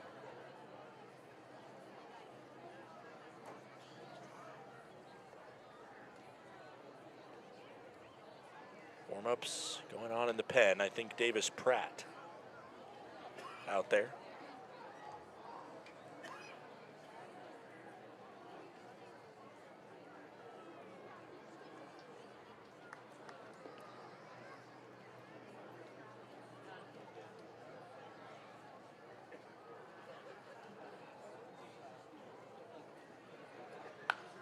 This one hit sky high to right field. Coming in and making the grab is the right fielder, Pell, for out number 3. That's all she wrote. Range Riders get 1. It's 3-1 headed to the 7th. Glacier Bank Park is just so beautiful. The absolutely stunning views, the facility that we have, we're just very fortunate. This is a place where people can gather throughout the community. The location of the park itself is centrally located within the valley, and as such, it keeps everybody coming from all the different municipalities throughout the valley, and really it's just a hub for the community to meet. My favorite thing about coming to the ball field is seeing old friends, seeing the beautiful complex, and the staff, how friendly they are. They greet us with friendliness, and the seats are awesome. We also get to connect with folks as far away as Boston that are here on vacation that actually want to come to a ballpark because I talk them into it because that's how special it is. So we come to socialize. We love our group and we just have a really good time. Of course, we like watching the game too. And we like to win.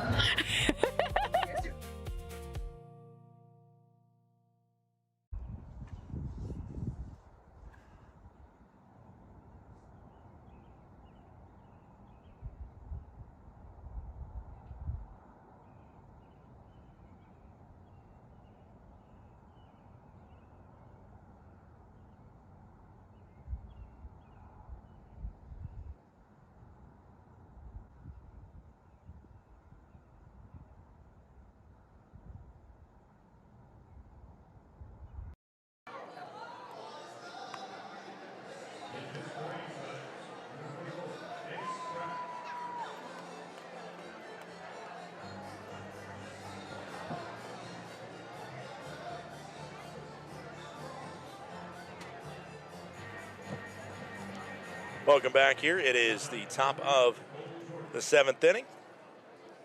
Range Riders will see a new pitcher onto the bump. It is Davis Pratt stepping out there. First pitch, called a ball, just missing outside. Pratt on the season has a 4.88 ERA, 1 win, no loss, 1 save. He does have 41 strikeouts to 16 walks. That one zips into the zone. He will see 7, 8, 9 in this half inning. Jordan, Pell, and Wilkinson.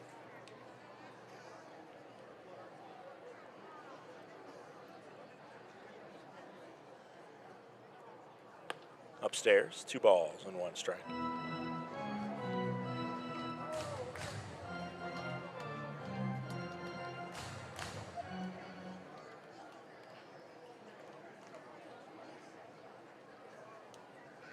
The 2-1 pitch in to Jordan, leadoff batter. Did not swing and it just missed up and away. Count goes to 3-1. Opposing batters hitting just 190 against Davis Pratt. He does have some walks on the year, 16 in his 24 innings of work. He also has 3 hit by pitches.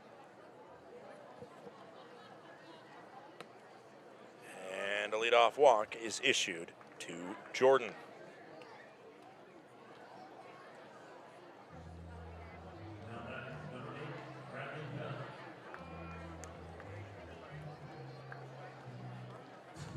Three-1 scoreline. Glacier in front of Ogden here. Tying run comes to the plate, and Bradley Pell.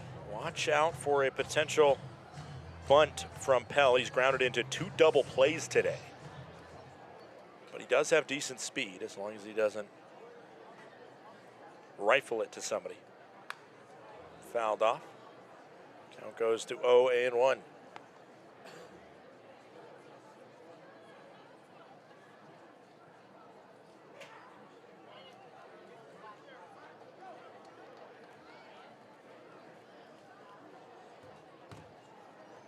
The 0-1 no-out pitch into Pell. In the zone. Called strike, and the count goes to 0-2.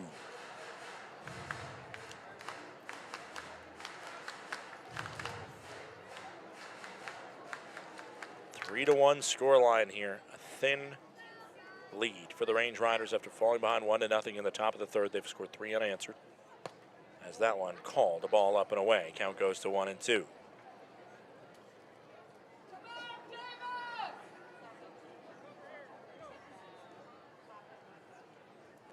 One ball, 2 strikes, nobody out. Top of the 7th inning. Runner on first in Jordan. As Pratt fires that one low, count goes to 2-2. Leadoff walk issued to Jordan. Now on first base, a man with 19 stolen bases, second on this Raptors team, stands. This is not a Raptors squad, however, that has attempted to steal a ton this year, or this series.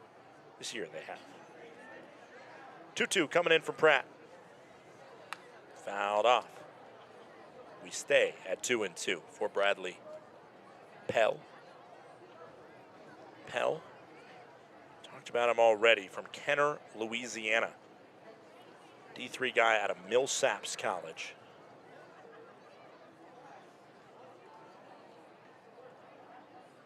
And another 2-2 will come in. This thing inside. Count goes to 3-2. Kenner, Louisiana is just next. I mean, it is technically the town where Louis Armstrong New Orleans International Airport is located. So just west of New Orleans proper. 3-2 pitch, check, swing. Great AB from Pell here. You cannot knock him for this one.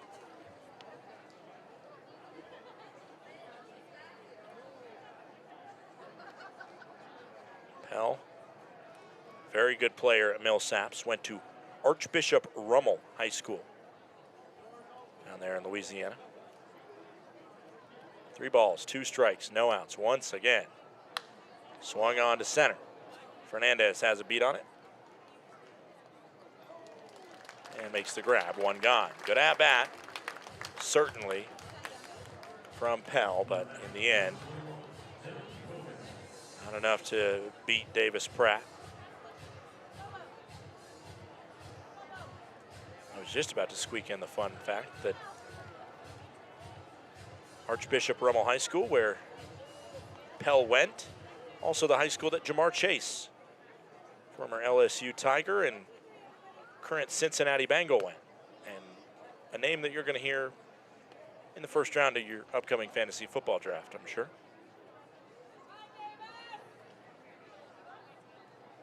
The general manager, Omar Khan, of the Pittsburgh Steelers, also went there. This one hit on the ground. Chance for the fourth double play of the day for the Range Riders, and they do it. Beard to steal to Vredenberg, a 4-6-3 twin killer to finish the frame. Range Riders have a 3-1 lead as we hit the bottom of the 7th.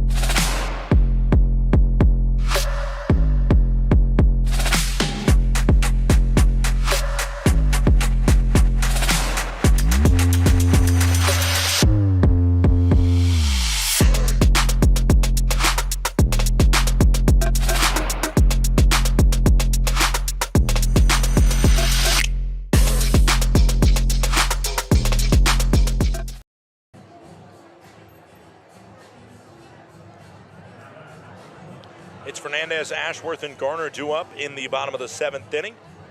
The day is done for Jason Schaaf. 97 total pitches. I'll get to his full line in a moment. For now, we welcome Carson Kelly into the contest, the sidewinding southpaw, originally hailing from Tallahassee, Florida, Florida A&M graduate. As there's a 1-0 count. Hits the bottom of the zone, and the count goes to 1-1 on Alex Fernandez. Fernandez 1 for 3 with 2 ground outs and a single. Final line for Schaaf in his start. He is in line for the loss, of course. 6 innings, 8 hits, 3 runs, all earned, 4 strikeouts, and 3 walks. This one swung on.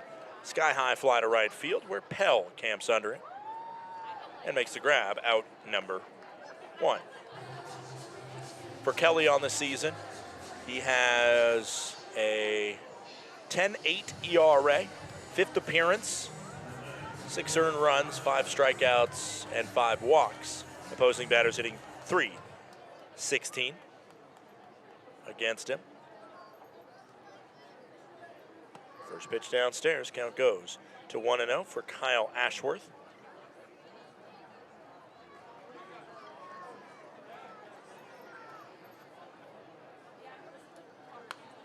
This one fouled up.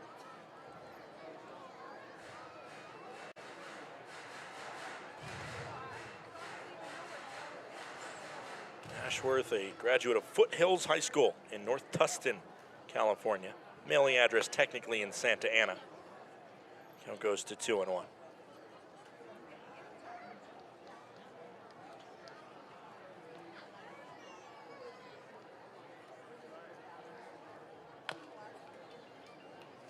Fouled off. Most of the major alumni out of Foothill High School are in the film and television kind of category, as it would make sense. And the LA area. Ball inside. I will say Bobby Okereke, who's a linebacker currently for the Giants, went there as this ball 4 walking outside. Another highlight, I think, Matthew Lillard, which if that name doesn't come to the top of your head, you know the role that he played. He is the epitome of Shaggy in Scooby-Doo. The live action Scooby-Doo's obviously Matthew Lillard, and I don't know if anybody could have represented what Shaggy was better than he did.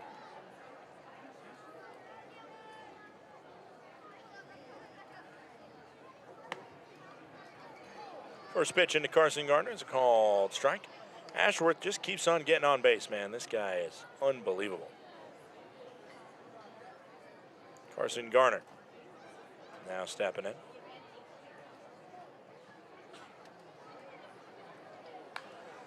Fouled off. Count goes to 0-2 on Garner. Bottom of the 7th inning here. 3-1. Glacier leads Ogden.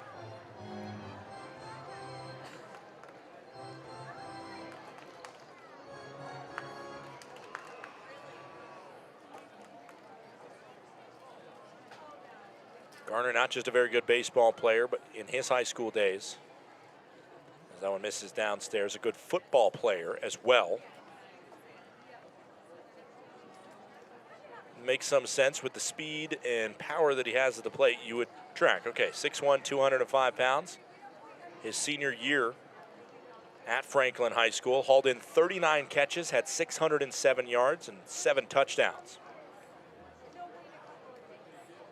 Garner can light up the gridiron just as much as he can light up the diamond. Pick off over to first base. Right hand is in. Just safe from Ashworth. 1 ball, 2 strikes, 1 out.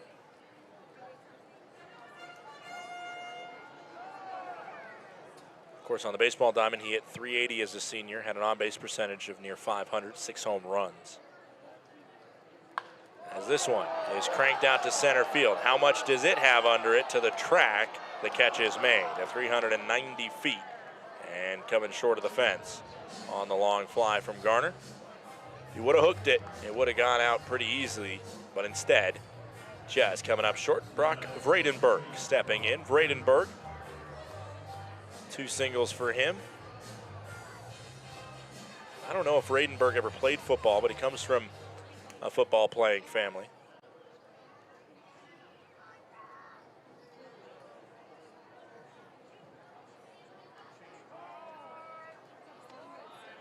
And I think we got a pitch clock violation on Kelly to make the count 1-0 on a pickoff attempt. Vredenberg wouldn't be shocked when you look at his frame. His dad was an offensive lineman at San Diego State. Mom a college soccer player, sister a college softballer. Ball missing outside, and the count goes to 2-0.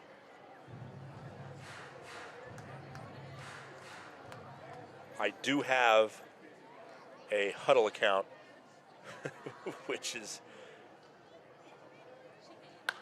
as this one hit to second, a chance for one. Whoa, they just throw it to first. I don't know why Valentine was thinking about getting the lead runner when all he needed to do was just throw it to first. Took a second and then fired it to first. At one point, Brock Vredenberg was a defensive end and a tackle at Maranatha High School. We head to the 8th. It's 3-1 Glacier.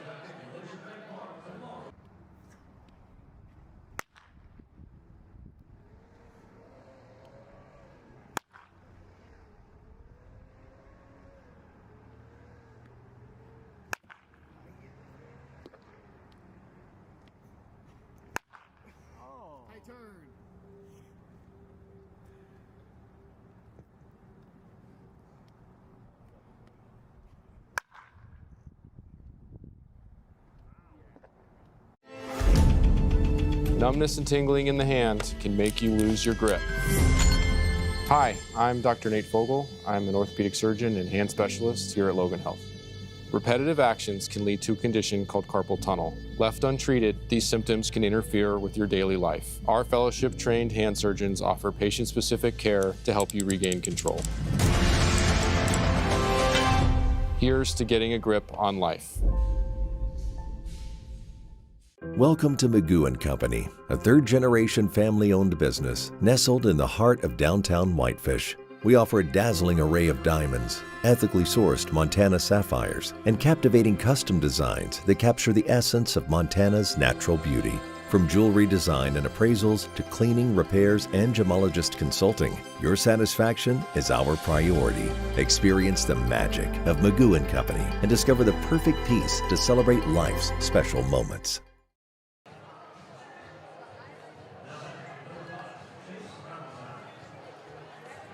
Top of the order due up. It's Valentine, Lane, and Stancano. You got to think this is the opportunity for this Ogden Raptors squad wearing their Utah Fry Sauce jerseys to maybe be able to pounce. Listen, I know they're kind of similar color scheming, but we got to get the Fry Sauce and the Huckleberries battling. This one hit to third. Going to be a tricky play. It's a fair ball as it snuck under the glove of Gardner. Valentine heads for second, and he's in there safely. Leadoff double.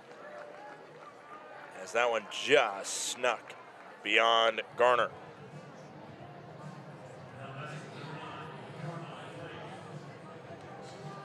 Carmine Lane steps up, 0 for 3. This Ogden Raptors squad, if you let them hang around, they will bring forth a barrage of just contact. And that is the trickiest thing about it. They are a hard team to put to rest. Even in the Range Riders' 10-3 victory, it felt like they were just a couple swings away.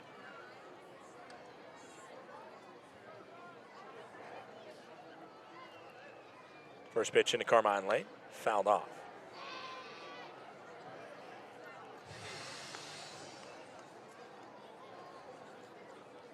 Carmine Lane.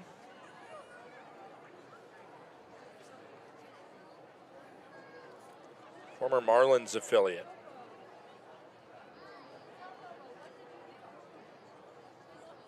The 0-1 pitch. Fouled off. Count goes to 0-2. He was drafted in the 2022 draft by the Miami Marlins. And out of South Florida. Had a phenomenal final year at South Florida where he hit .332 in 57 games. Outside. Count goes to 1 ball and 2 strikes. Came straight out of American Heritage High School to play at South Florida. Spent 3 seasons there. As the 1-2 comes home. Swing and a miss. Big strikeout by Pratt. There is 1 gone, top of the 8th inning.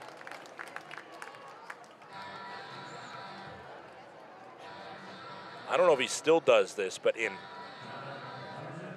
high school, in college, Carmine Lane carried a Lucky Yoda in his back pocket during games.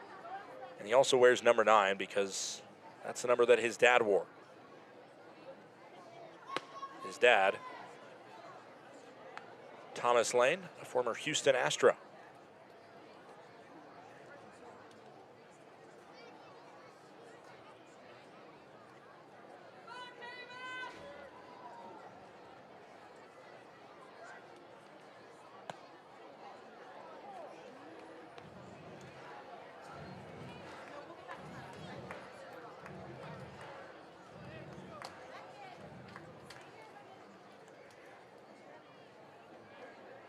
Counts 1-1 now for Kyler Stancano up at the plate. Runners going to third, and they're going to give it to him. Called a strike.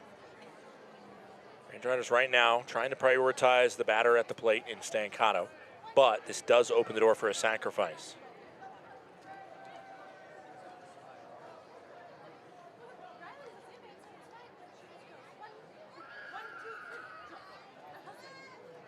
Swing and a miss. That is huge. As the throw will be made down to first base. Good for the strikeout and the throw down. It's a good job by Ratfield because he was trying to place the tag there on Stancano, but a quick lefty out of the box pretty quick there. Could not get the tag, and then he did look back Valentine and then make the throw to first base. Valentine smartly holds at third, realizing that if he gets thrown out at home, it is much more destructive than scoring 1 run that's not even the tying run. And a good job as well by Gradenberg to be alerted first to catch that one, even though Ratfield tried to get the tag, and by Pratt, who scrambled home in kind of a spastic fashion to make sure it was covered in case he had to be the one to apply a possible tag at the plate. All's well that ends well in a possibly sketchy moment. A 1 pitch into Gio Ferraro, hit towards short, scooped off the carpet, and fired to first for out number 3. 6-3 in your scorebook, and the leadoff double by Valentine does no harm. It's Range Riders 3 and Raptors 1. Ratfield, Horning, and Rover due up in the bottom of the 8th.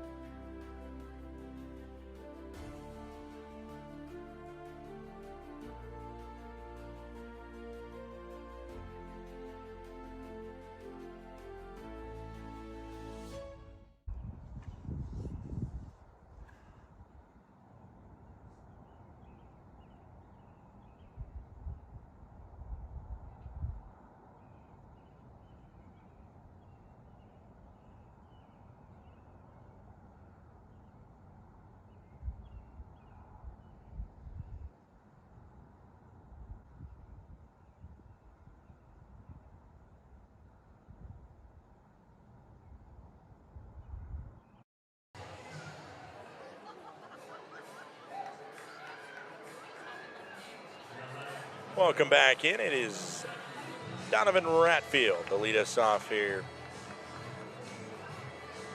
in the bottom of the 8th inning. Last chance for insurance for the Glacier Range Riders, as the first pitch misses from Carson Kelly out there for another inning of work. Warm-up's going on in the pen. It is Jack Maruskin preparing to fire home when he gets the chance for the save. Maybe a save in the top of the 9th inning. He finished off Thursday night's win for the Range Riders. That's a called strike, and the count goes to 2-1. Donovan Ratfield today is 1 for 3 as an RBI single.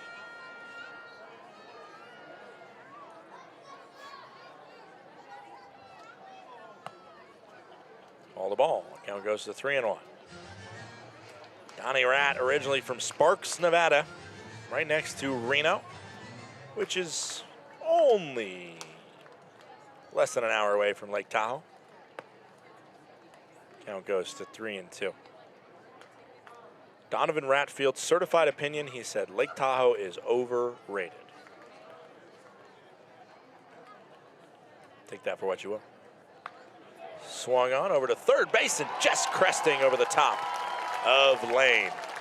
Ratfield, a hard turnaround first, has himself a leadoff single, and it's pinch runner time. Drew Collins will step into the contest at first.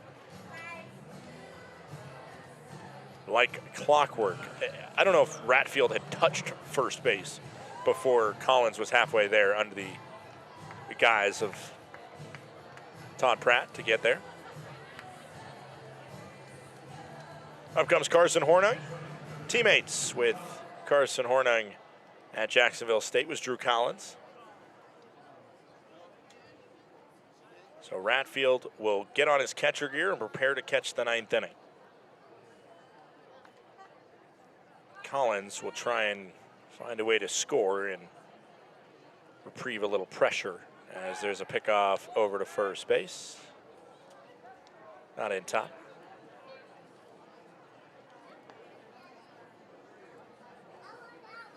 Carson Hornung, the man at the plate right now. 2 for 3, Hornung. As that one misses inside. Count goes to 1-0. Grounded into a fielder's choice and had 2 singles as well, Carson. Came out of his prep career as a highly touted recruit to the University of South Carolina, 6'3", 210-pounder from Overland Park, Kansas. There's a ball. Count goes to 2-0. Was the #1 shortstop in the state of Kansas coming out of high school at Blue Valley Southwest High School.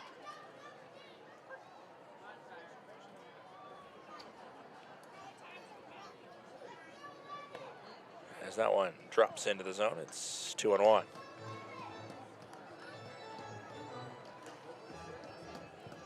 A former Timberwolf at Blue Valley Southwest. 2 balls, 1 strike. Outside, it is 3-1. Nobody warming up in the pen right now for the Ogden Raptors. This is Carson Kelly's contest to try and keep it a 2-run game.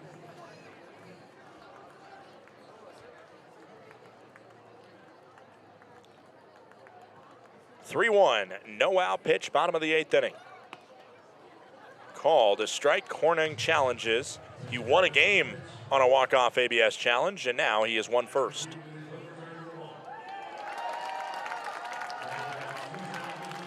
Second walk of the inning as ABS proves the benefit for the Range Riders. They have 2 challenges remaining, while the Ogden Raptors only have 1. And right now, they're saving it for their offense.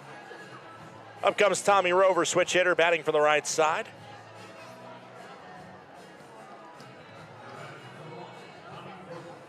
Rover, affectionately by some, Patrick Kelly, nicknamed Tommy Altuve. As he squares to bunt, drops it down, it's fouled back. We have not gotten to life's important questions yet, so let's get there. This one is not the straight-up question, because the straight-up question's been asked before, and it's kind of just personal preference. You know, who are you? You know, what works for you? And that is not how I'm asking this question. A squaring a button, pulling back. Count goes to 1-1. How I'm asking this question is, which is more advantageous, to be an early bird or a night owl? I think, personally, just gut reaction, I think it's more advantageous to be an early bird. Drops it down, and Rover gets it to the backstop. Count goes to 1-2. For certain jobs, like mine, being a night owl is fairly nice, because I do have to technically be on the clock at 9:20 right now, 9:20 local time. But I'll tell you what, it doesn't feel like being on the clock when you're getting to talk baseball. But technically, I do have to be somewhat alert here at 9:20 local time. Called strike 3, and Rover wants a challenge. He will be punched out on it.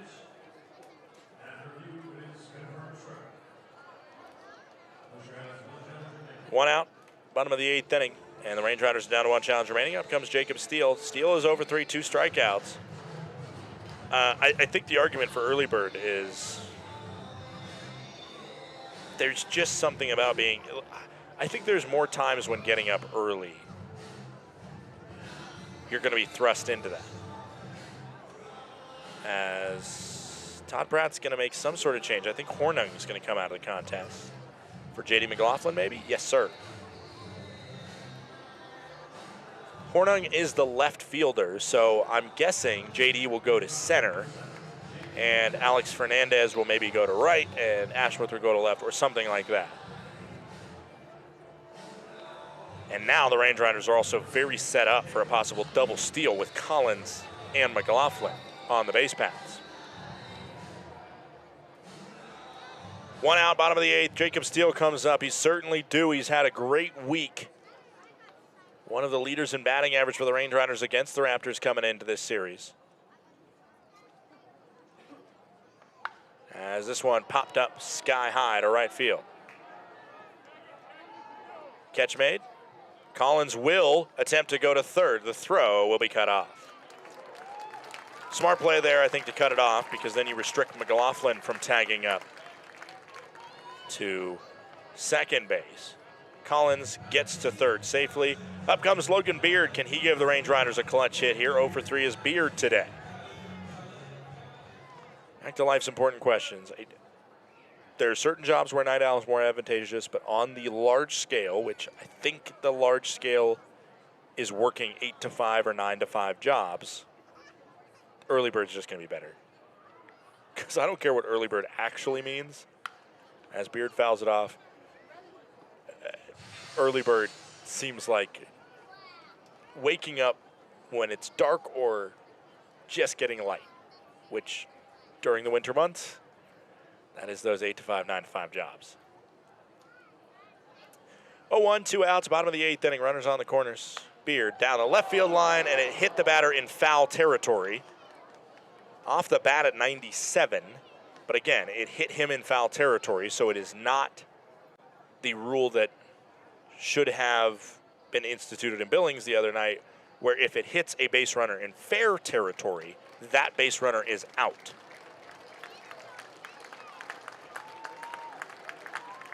Collins is okay. Hot corner, not just named that for the third baseman over there. The runner on third also has to deal with it. Made great contact on that one, Logan Beard. Can he do it again? This one, look out again. He hit it 99 off the bat that time, and everybody's got to have their head on a swivel down there. Ruskin in the final stages of his warm-up. No balls, 2 strikes, 2 outs, 2 on. Runners on the corners as Range Riders want to add a cushion on their lead. The 0-2 pitch to Logan Beard. Missed, low and in, almost hit him. Count goes to 1-2. Logan Beard mentioned it, Louisville through and through. Logan Beard.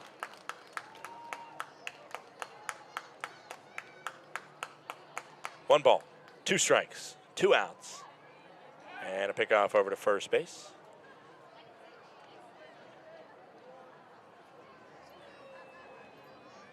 Three years at the University of Louisville.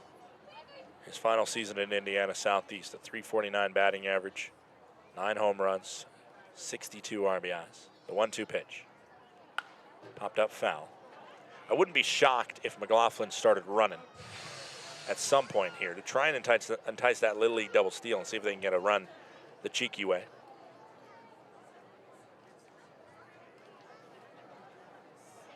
One more. 1 ball, 2 strike, 2 out pitch, bottom of the 8th inning. This one a tapper over to third. Going to be in a dangerous spot. Bare hand grab, can't get it. It's an infield single for Logan Beard, who hustles down the first base line. And it's the Range Riders now 4-1 leading.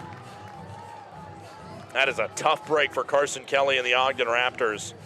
And now they'll have to face the dangerous Alex Fernandez once again. Fernandez on base percentage at .533 as you got to look back at Lane, who had to charge and barehand that one. Beard not built with a ton of speed, but enough that he would have beat that one out if any other attempt other than a barehand was made. 4-1 Glacier as they get a hard-earned run here in the bottom of the 8th. First pitch into Alex Fernandez. Called a strike on the lower part of the zone. Count goes to 0-1.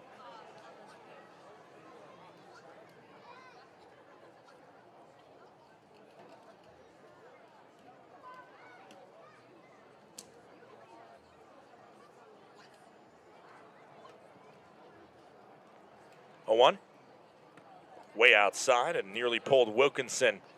360 spinning around.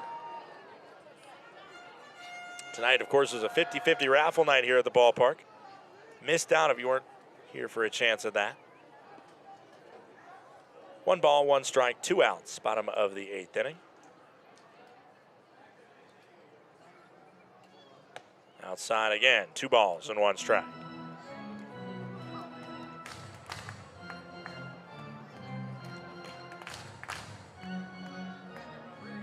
Still a save opportunity for Ruskin, who's dealing with a tricky situation with this long wait between when he comes in. But he would certainly not turn down a few extra cushion runs to deal with. Ashworth is a ball away from stepping up with the bases loaded. 3 balls and 1 strike, 2 outs. Bottom of the 8th inning, McLaughlin, good speed on second. Base knock will certainly have a chance to score him.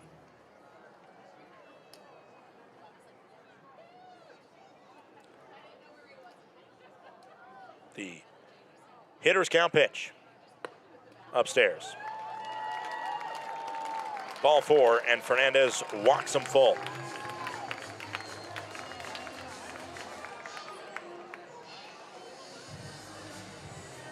Kyle Ashworth, the most clutch batter in this Range Rider lineup. He has been money with the bases loaded, including one of his handful of home runs on the season, Kyle Ashworth. He has 2 on the season, and one of them was a grand slam here at Glacier Bank Park that he breached over the right field fence in a 22-3 shellacking of the Missoula Paddleheads.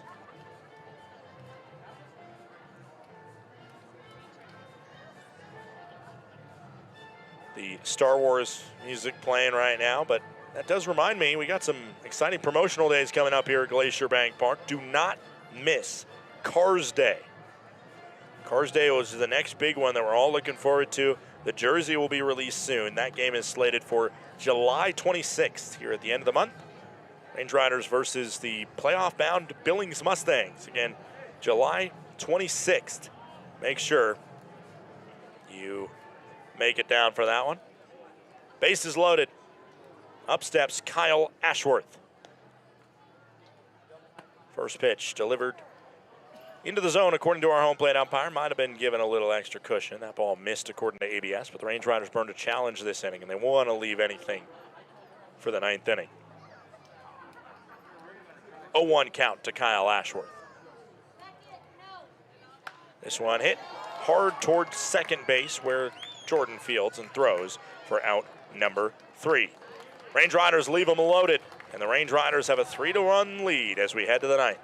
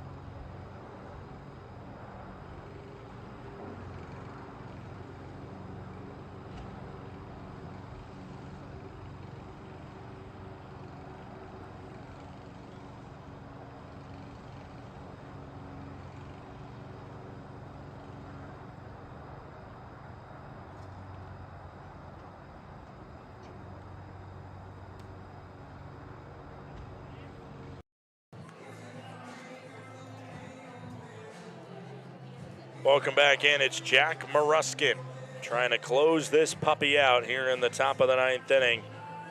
Maruskin second in the league in saves. Only Zach Volker,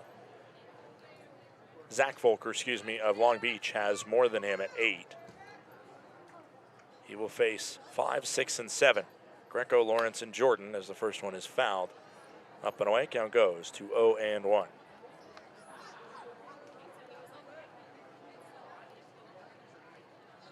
Greco on the season, 1 for 3, has a single, infield single, the third, was left stranded there.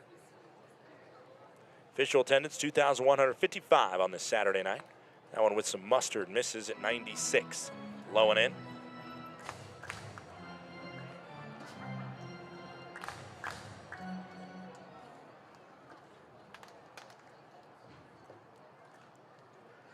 One ball, one strike.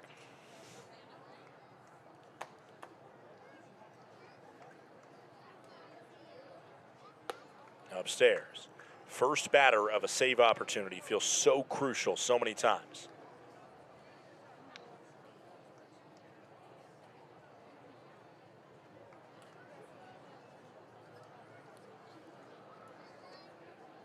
Two balls, one strike into Greco. Swung on, ripped out to left field and down for a base knock. Goes all the way to the wall. Greco will try for two and is in there standing. By the way, should say that I believe J.D. McLaughlin is into center field. It is Kyle Ashworth in left field. It is McLaughlin in center, and that means Fernandez is in right.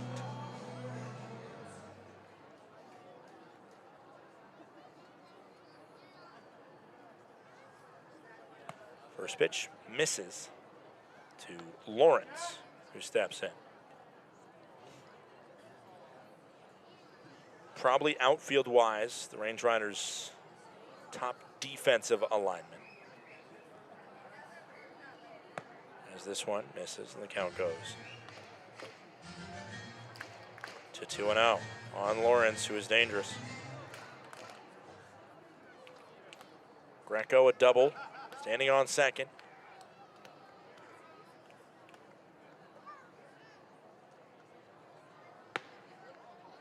That one misses, and it's 3-0.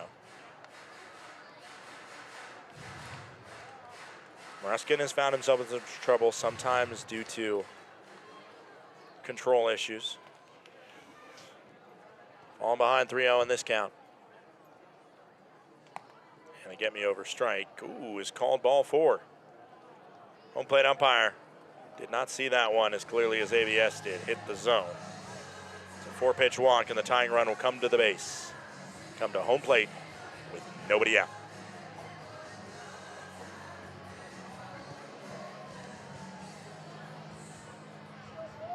Conversation right now with Cole Jordan, who has hit a home run in 3 straight nights. Certainly he is due. Ratfield, I'm sure, recognizes that Jordan has come out of the gate swinging. It was the first pitch in a crucial at-bat that Jordan hit a home run on in last night's game. That was as part of the 4-run top of the 8th inning that helped give Ogden the win, 6-5 over Glacier. First and second, nobody out. Do they drop down a bunt? I don't think so. But they are coming in a little bit as the first pitch misses way outside.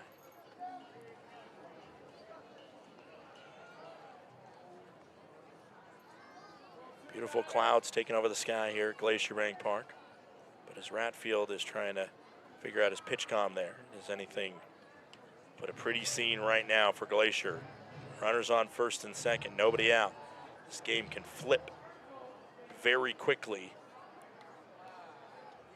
should an out or two come. Fouled off. Cole Jordan on the season, in his 3rd year as a Ogden Raptor. 12 home runs, 52 RBIs, an on-base percentage of .417 for the guy hitting .347. 1 ball, 1 strike, nobody out. Greco on second, Lawrence on first. That one delivered just low and away. 2 balls and 1 strike.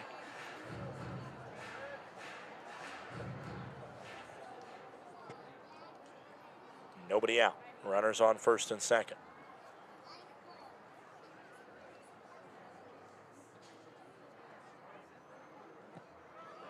And it is 3-1. Ruskin in danger of loading up the bases with nobody out.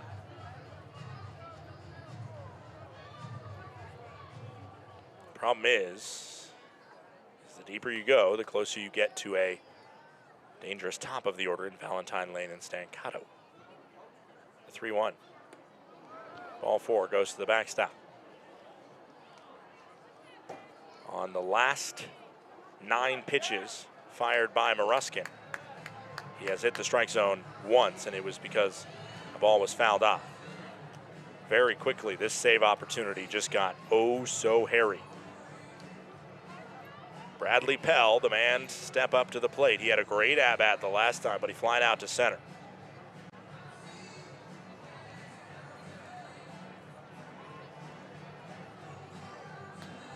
Just trying to get 3 more outs. Nobody warming up in the pen for the Range Riders. This seems to be Maruskin's moment. And Will Oman, the Range Rider pitching coach, has a conversation with him. Probably just telling him, hey, focus on the guy in front of you. Focus on dealing with him. Throw some strikes and walk yourself out of this jam. Bradley Pell steps up, batting .301 on the season. And he fouls the first one up towards the sweet level. Count goes to 0-1. Bases loaded opportunity. This game technically can be over in one swing of the bat. Although the Range Riders have never recorded a triple play in franchise history. Upstairs at 94 miles per hour.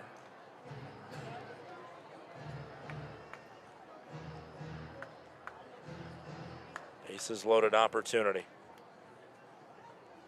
About as well as this inning could have started for the Ogden Raptors. 1 ball, 1 strike, nobody out. Swing and a miss.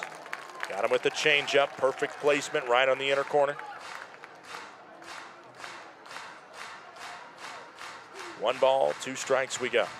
With the bases loaded this series, Ogden is 1 for 8. Range Riders are 3 for 8. The 1 ball, 2 strike, no out pitch. Called, strike 3, bottom of the zone. Challenge coming, and they'll lose it. They are going to be out of challenges as Pell lost it for him.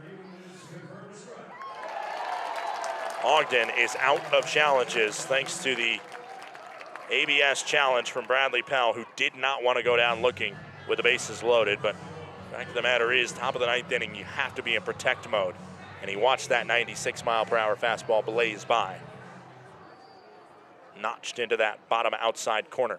Up comes Dylan Wilkinson, the catcher, who has been thrust into a role defensively maybe he's not super comfortable with, but he's responded super well. As this one to right field has Fernandez backing up to the track, and it is gone. A grand slam by Wilkinson. He has been so clutch defensively, and that one torched out of the ballpark 397 feet, a no-doubter over the right field fence. A leadoff double, 2 walks, and a grand slam by this Ogden Raptors squad. And they lead just like that, 5-4.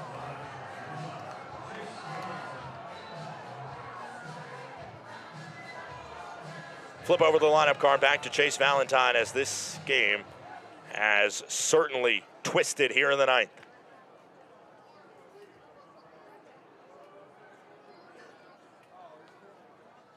Up comes Valentine, who's 1 for 4 today. Swing and a miss. Count goes to 0-1. 1 out, top of the 9th. 5-4, Ogden leads.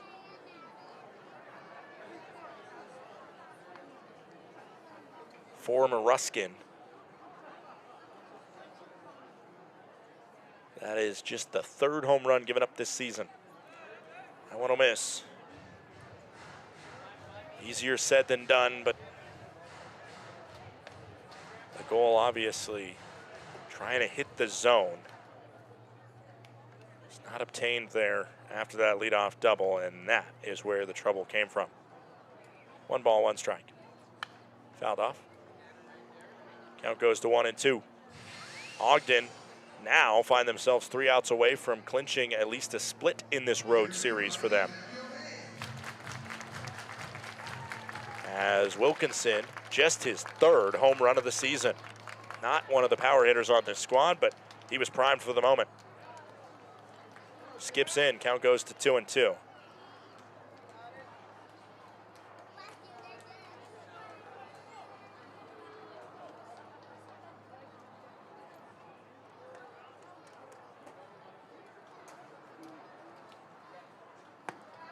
And it misses inside. 3 balls and 2 strikes.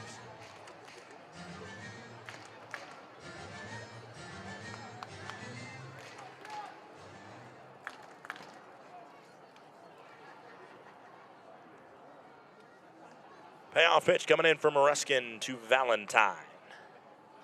And it's ball 4, and the third walk of the inning issued by Jack Moruskin.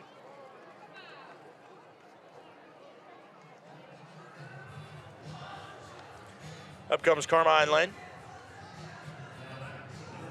0 for 4 Lane. Strikeout swinging his last time up.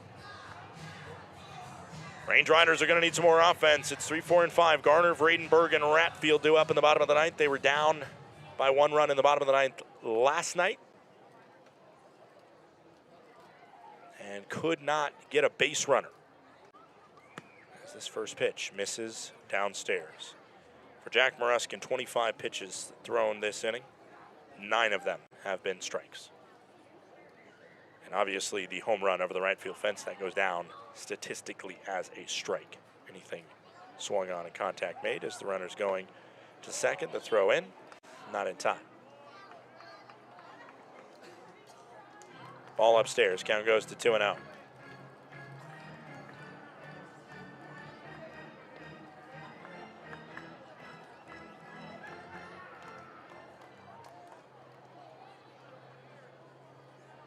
Two-0, 1-out pitch.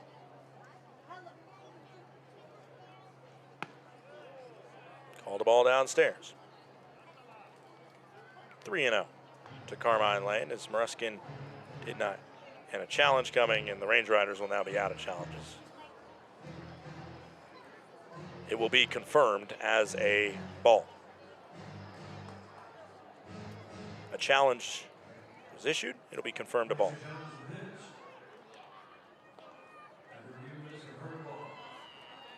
The Range Riders are now out of challenges despite getting 2 correct today. They end the day 2 for 4. It is a 3-0 count to Carmine Lane.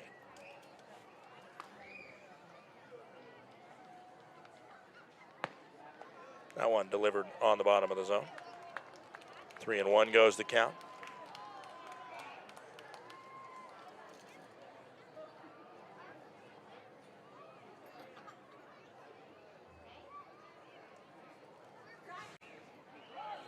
Runner's going, fouled off.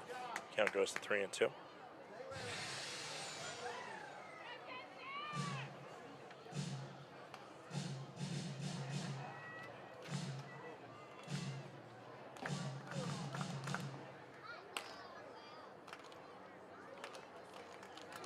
Three balls, 2 strikes, 1 out, top of the 9th inning.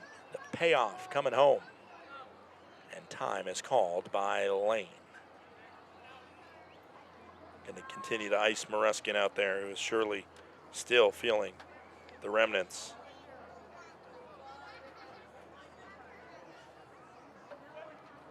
of that grand slam. The 3-2 pitch with more dancing on second. Chopped foul.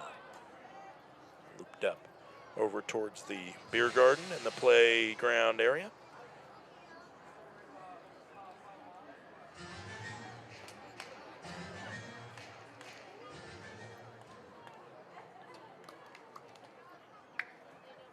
Three-two once again with 1 out. Ball 4. And another walk is issued.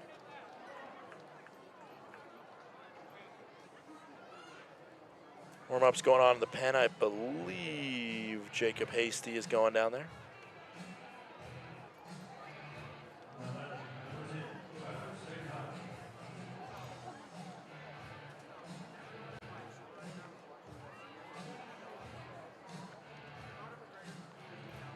Let's look in on the league scoreboard, see what's happening around the PBL. So I think right now, this is more a time-wasting maneuver than anything.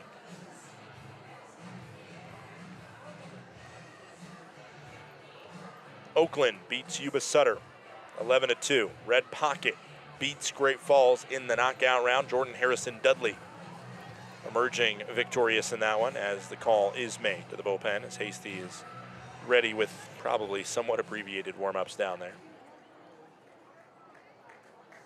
And Moruskin will hand off the baseball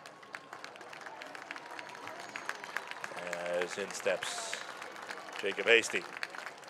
1 out, top of the 9th inning. Missoula beats Boise 9-1. Billings up 15-6 on Idaho Falls. And Modesto leads Long Beach 3-1.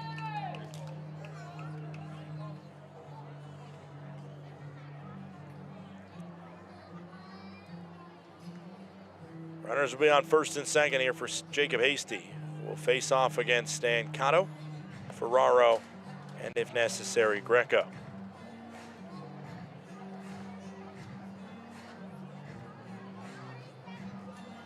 These losses this week have had a eerily upsetting feel to the 2025 season where the Range Riders had so many heartbreakers. Obviously, Range Riders had a 2-run lead going into the 9th inning on Tuesday night. That 2-run lead was erased by the Ogden Raptors. It went to a knockout round that Ogden took home. Last night, it was a lead of 2 runs for the Range Riders going in to the top of the 8th inning.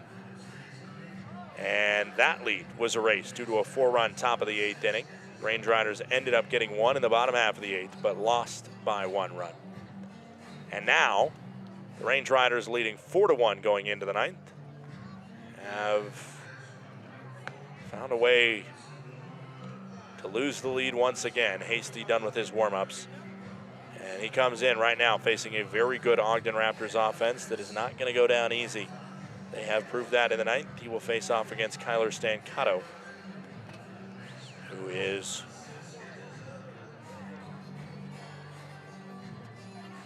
one for 3 today, does have a walk. I don't have a final line for Maruskin just yet. I will tell you, Pratt and Humphreys were phenomenal. There's a called strike. Humphreys' final line was 3 innings pitched, no hits, no runs, did have 2 walks, but a whip on the day of 0.67. Davis Pratt, 2 innings pitched, 1 hit, no runs. And now, it all could be for naught. If the Range Riders offense, with the heart of the order, Garner, Vradenberg, and Ratfield, 3 guys who have stood by and been desperately unable to do anything about this, will have a chance to right some wrongs in the bottom of the 9th. But first, Hasty needs to get 2 more outs. 1 ball, 2 strikes, 1 out into Stancato. Range Riders have turned 4 double plays today,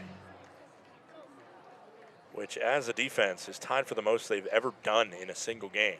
Can they pull 1 more to set a franchise record and help them get out of this jam? Runners stunt a double steal, and that ball comes off of the umpire, I believe, and ends up as a stolen base on what looked like a wild pitch rather than a steal, because Valentine started to steal, then stopped, and then he only ran because that ball got by. Nearly got caught, Valentine. Won't get a steal for it. 2 balls, 2 strikes, 1 out, top of the 9th inning. Greco, who started this inning off, waits in the hole. It's his double that set the tone and maybe messed with Maruskin's head a little bit to the tune of 2 straight walks after. That one misses low and away. And a second straight pitch that just wasn't handled cleanly by Ratfield, who has been camping behind that home plate for a long time, facing a lot of pitches, trying to go from handling Maruskin to handling Hasty, as it'll be ball 4 and another walk. Bases loaded once again, this time for Gio Ferraro, who is 0 for 3.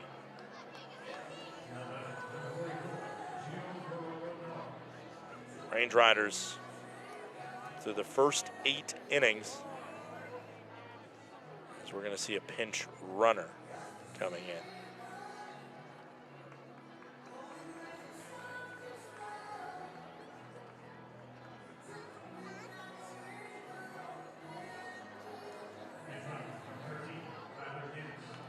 It's Tyler Gannis that replaces Lane over there. I'm assuming Lane will come into play third base still in the 9th. Range Riders through the first 8 innings had a total of 5 walks, and they have issued 5 now in the 9th alone. This one hit on the ground. Over to third. They need 2. They will not. Oh, they got it. A franchise record for double plays turned in a game. That's a 5-4-3 double play, and it does make it a 1-run game as we enter the bottom of the 9th. New pitcher coming in for the Ogden Raptors. The last chance for the Range Riders to stave off heartbreak here at home.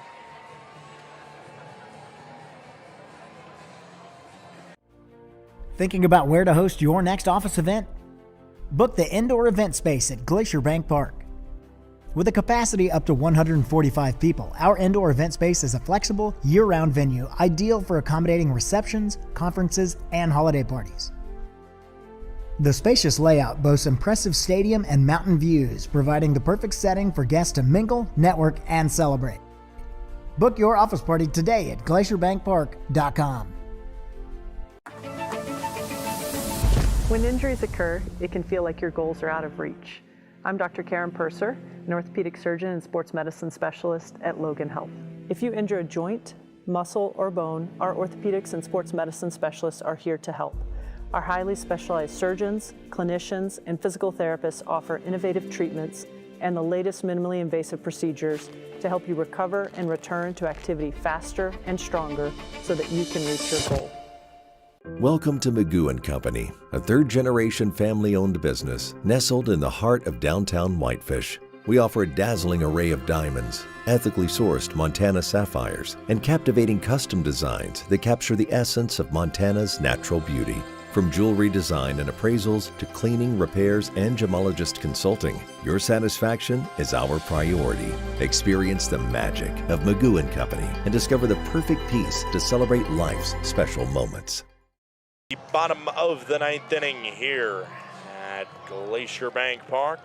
3, 4, and 5. Garner, Bradenburg, and Ratfield due up in the 9th, facing off against Landon Riley, who sees a first pitch missing upstairs. Count goes to 1-0. Landon Riley this series has thrown 2 shutout 9th innings in the 2 wins for Ogden thus far.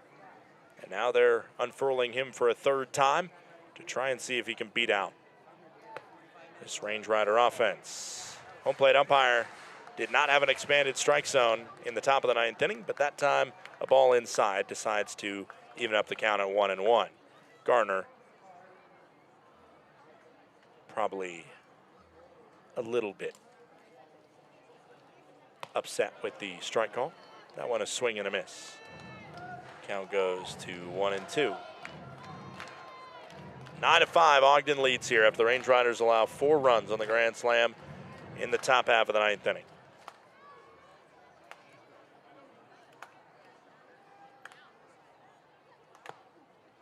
Ball 2.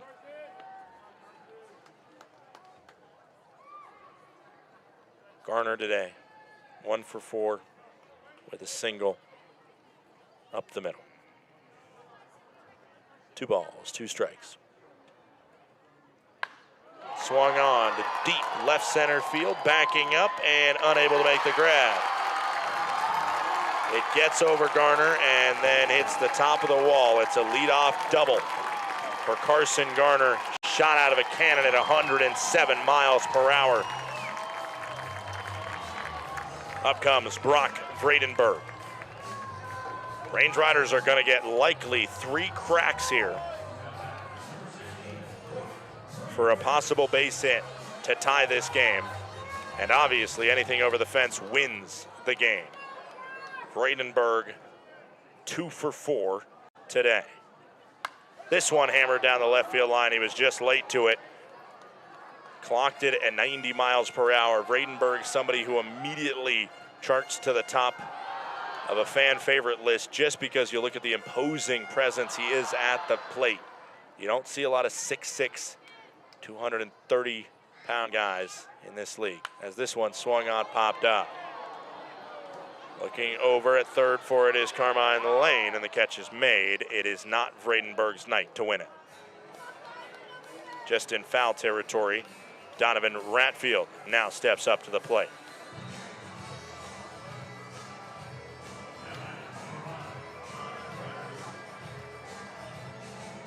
Range Rider catcher He needs a single to possibly extend this contest. Landon Riley is a 10.55 ERA, but the Range Riders have struggled mightily against him. Opposing batters hitting .291. He does have walk troubles, nearly a walk per inning, but 29 Ks.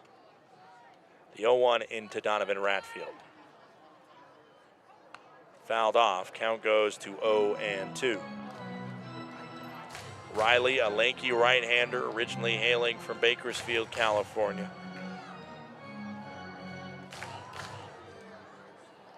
And now an 0-2 pitch into the Range Rider catcher, one of the top batting averages on this team, Donovan Ratfield. Low and away. J.D. McLaughlin, who pinch ran for Carson Hornung, waits on deck.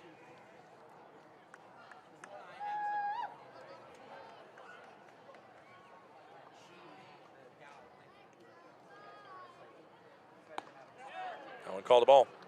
Ooh.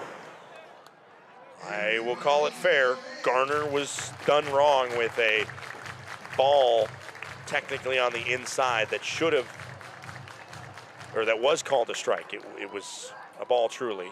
That one did hit the outside corner. ABS would have flipped it to a strikeout of Ratfield. Let's see if Ratfield can do something with it. Ball up and away. Count goes to 3-2. 3 balls, 2 strikes, 1 out. Garner with decent wheels, but don't expect him to steal third. Not in this moment. Just needing a Ratfield hit to possibly give the Range Riders a run. Chops this one. It's foul down the right field line. It leaked through, but Ferraro, I don't think, was giving it his full heart, knowing it was foul. Of course, if it goes over the base, it is considered fair, but usually, if it's close, umpires opt to go foul with it. That one was foul the whole way. I have a great view from my vantage point up here down the third base line. 3 balls, 2 strikes, 1 out once again. Ball 4, Ratfield walks, and now who pinch runs?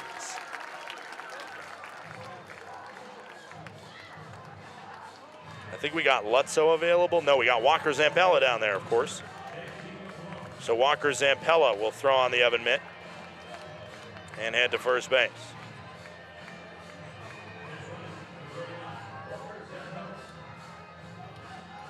Zampella with 1 stolen base this season in a short amount of time. Now it's J.D. McLaughlin's. The thing about a runner on first now, however, though, is with 2 outs, or with 1 out, you have to consider a 2-out play, a double play by the defense that possibly could kill the contest. J.D. McLaughlin steps in, a pinch runner early in this contest. First pitch, seen outside. Count goes to 1-0. That is another devastatingly good pitch by Riley. So good that it fools the home plate umpire. 1 ball, no strikes. J.D. on the season is batting .280, has 3 home runs and 25 ribbies. Outside again, count goes to 2-0. In case there is an opportunity where more batters step up, Rover is on deck. Steele is in the hole. 5-4, Ogden lead here, bottom of the 9th, 1 out, runners on first and second. Ogden pitching to J.D. McLaughlin. Fouled off by J.D. The trickiest part about this scenario is you have to be able to play the situation, which isn't necessarily put it over the fence. Of course, you would love to be the hero and do that. Sometimes it's just getting a bloop single down in the outfield, and that all is all that could be needed. 2 balls, 1 strike, 1 out. Late swing and a miss. Blew it by him at 86. Count goes to 2-2. Tommy Rover, who has come through in a lot of clutch scenarios, waits on deck. J.D. McLaughlin versus Landon Riley. 2 balls, 2 strikes, 1 out. Called, strike 3. J.D. doesn't love the call. It was close enough to the zone. Count is expired on him. A strikeout looking in the 9th. Up comes Tommy Rover. Last chance for the Glacier Range Riders, who are agonizingly close here after the top of the ninth. All they thought they needed was just 3 outs to get through it, but the clutchness of this Raptors squad battled them back in, and now the switch hitter will bat from the left side versus Landon Riley, who fires his 20th pitch of the frame. Swung on, sky-high fly towards left center field. It's going to hang up too long as the catch is made in center field by Lawrence for out number 3. The Ogden Raptors get the win. We'll take a quick break and come back to wrap this baby up. The third one-run loss of the series by the Range Riders.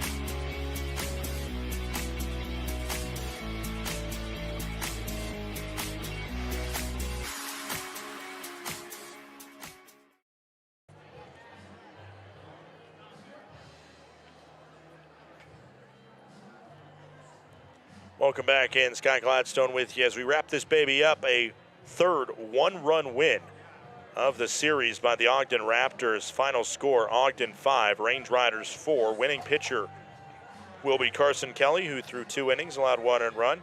Schaff pitched 6 innings, allowed 3 earned runs. And, of course, the save will go to Landon Riley, who shuts down the Range Riders, even though he got that leadoff double against him here in this 9th inning. The loss goes to Moruskin, 4 runs against him in 1/3 of an inning. You cannot overstate the effort from every other pitcher. 3 innings of shutout ball, or a no earned run ball from Tibbet. Humphreys had 3 innings, no earned runs. Pratt had 2 innings, no earned runs. And Hasty had 2/3 of an innings, no earned runs. It was just the 4 on that grand slam, and that wrote the difference in this contest. Range Riders fall by 1 run for the 3rd time this series. So many games decided by 1 run last year, and this one joins the club. It is the Range Riders' 5th one-run loss of the year. They had 20 last year, and a sight that manager Todd Pratt does not want to see anymore. No more one-run games, please. Final score, 5-4. Ogden gets the win. Quick look around the league to report you the finals from elsewhere. Oakland 11, Yuba Sutter 2. Red Pocket wins in the knockout round 5-4 themselves. Missoula 9-1 over Boise. Billings is up 16-8 now over Idaho Falls, and Modesto has a 3-1 lead on Long Beach. Final score once again here from Glacier Bank Park is Ogden 5, Glacier 4. That does it, and a huge shout out to all of the bodies here at this ballpark that make this broadcast and these games possible. It is truly an honor to bring you Range Rider baseball. Win or lose, 1-run loss or 20-run blowout, it is always a blast here at the ballpark. For all of us here at the Glacier Range Riders, including our man back in the HTN studio, Christian Banda, my name is Scott Gladstone. Have a great rest of your night. We'll talk to you tomorrow at 1:05 p.m. for the series finale.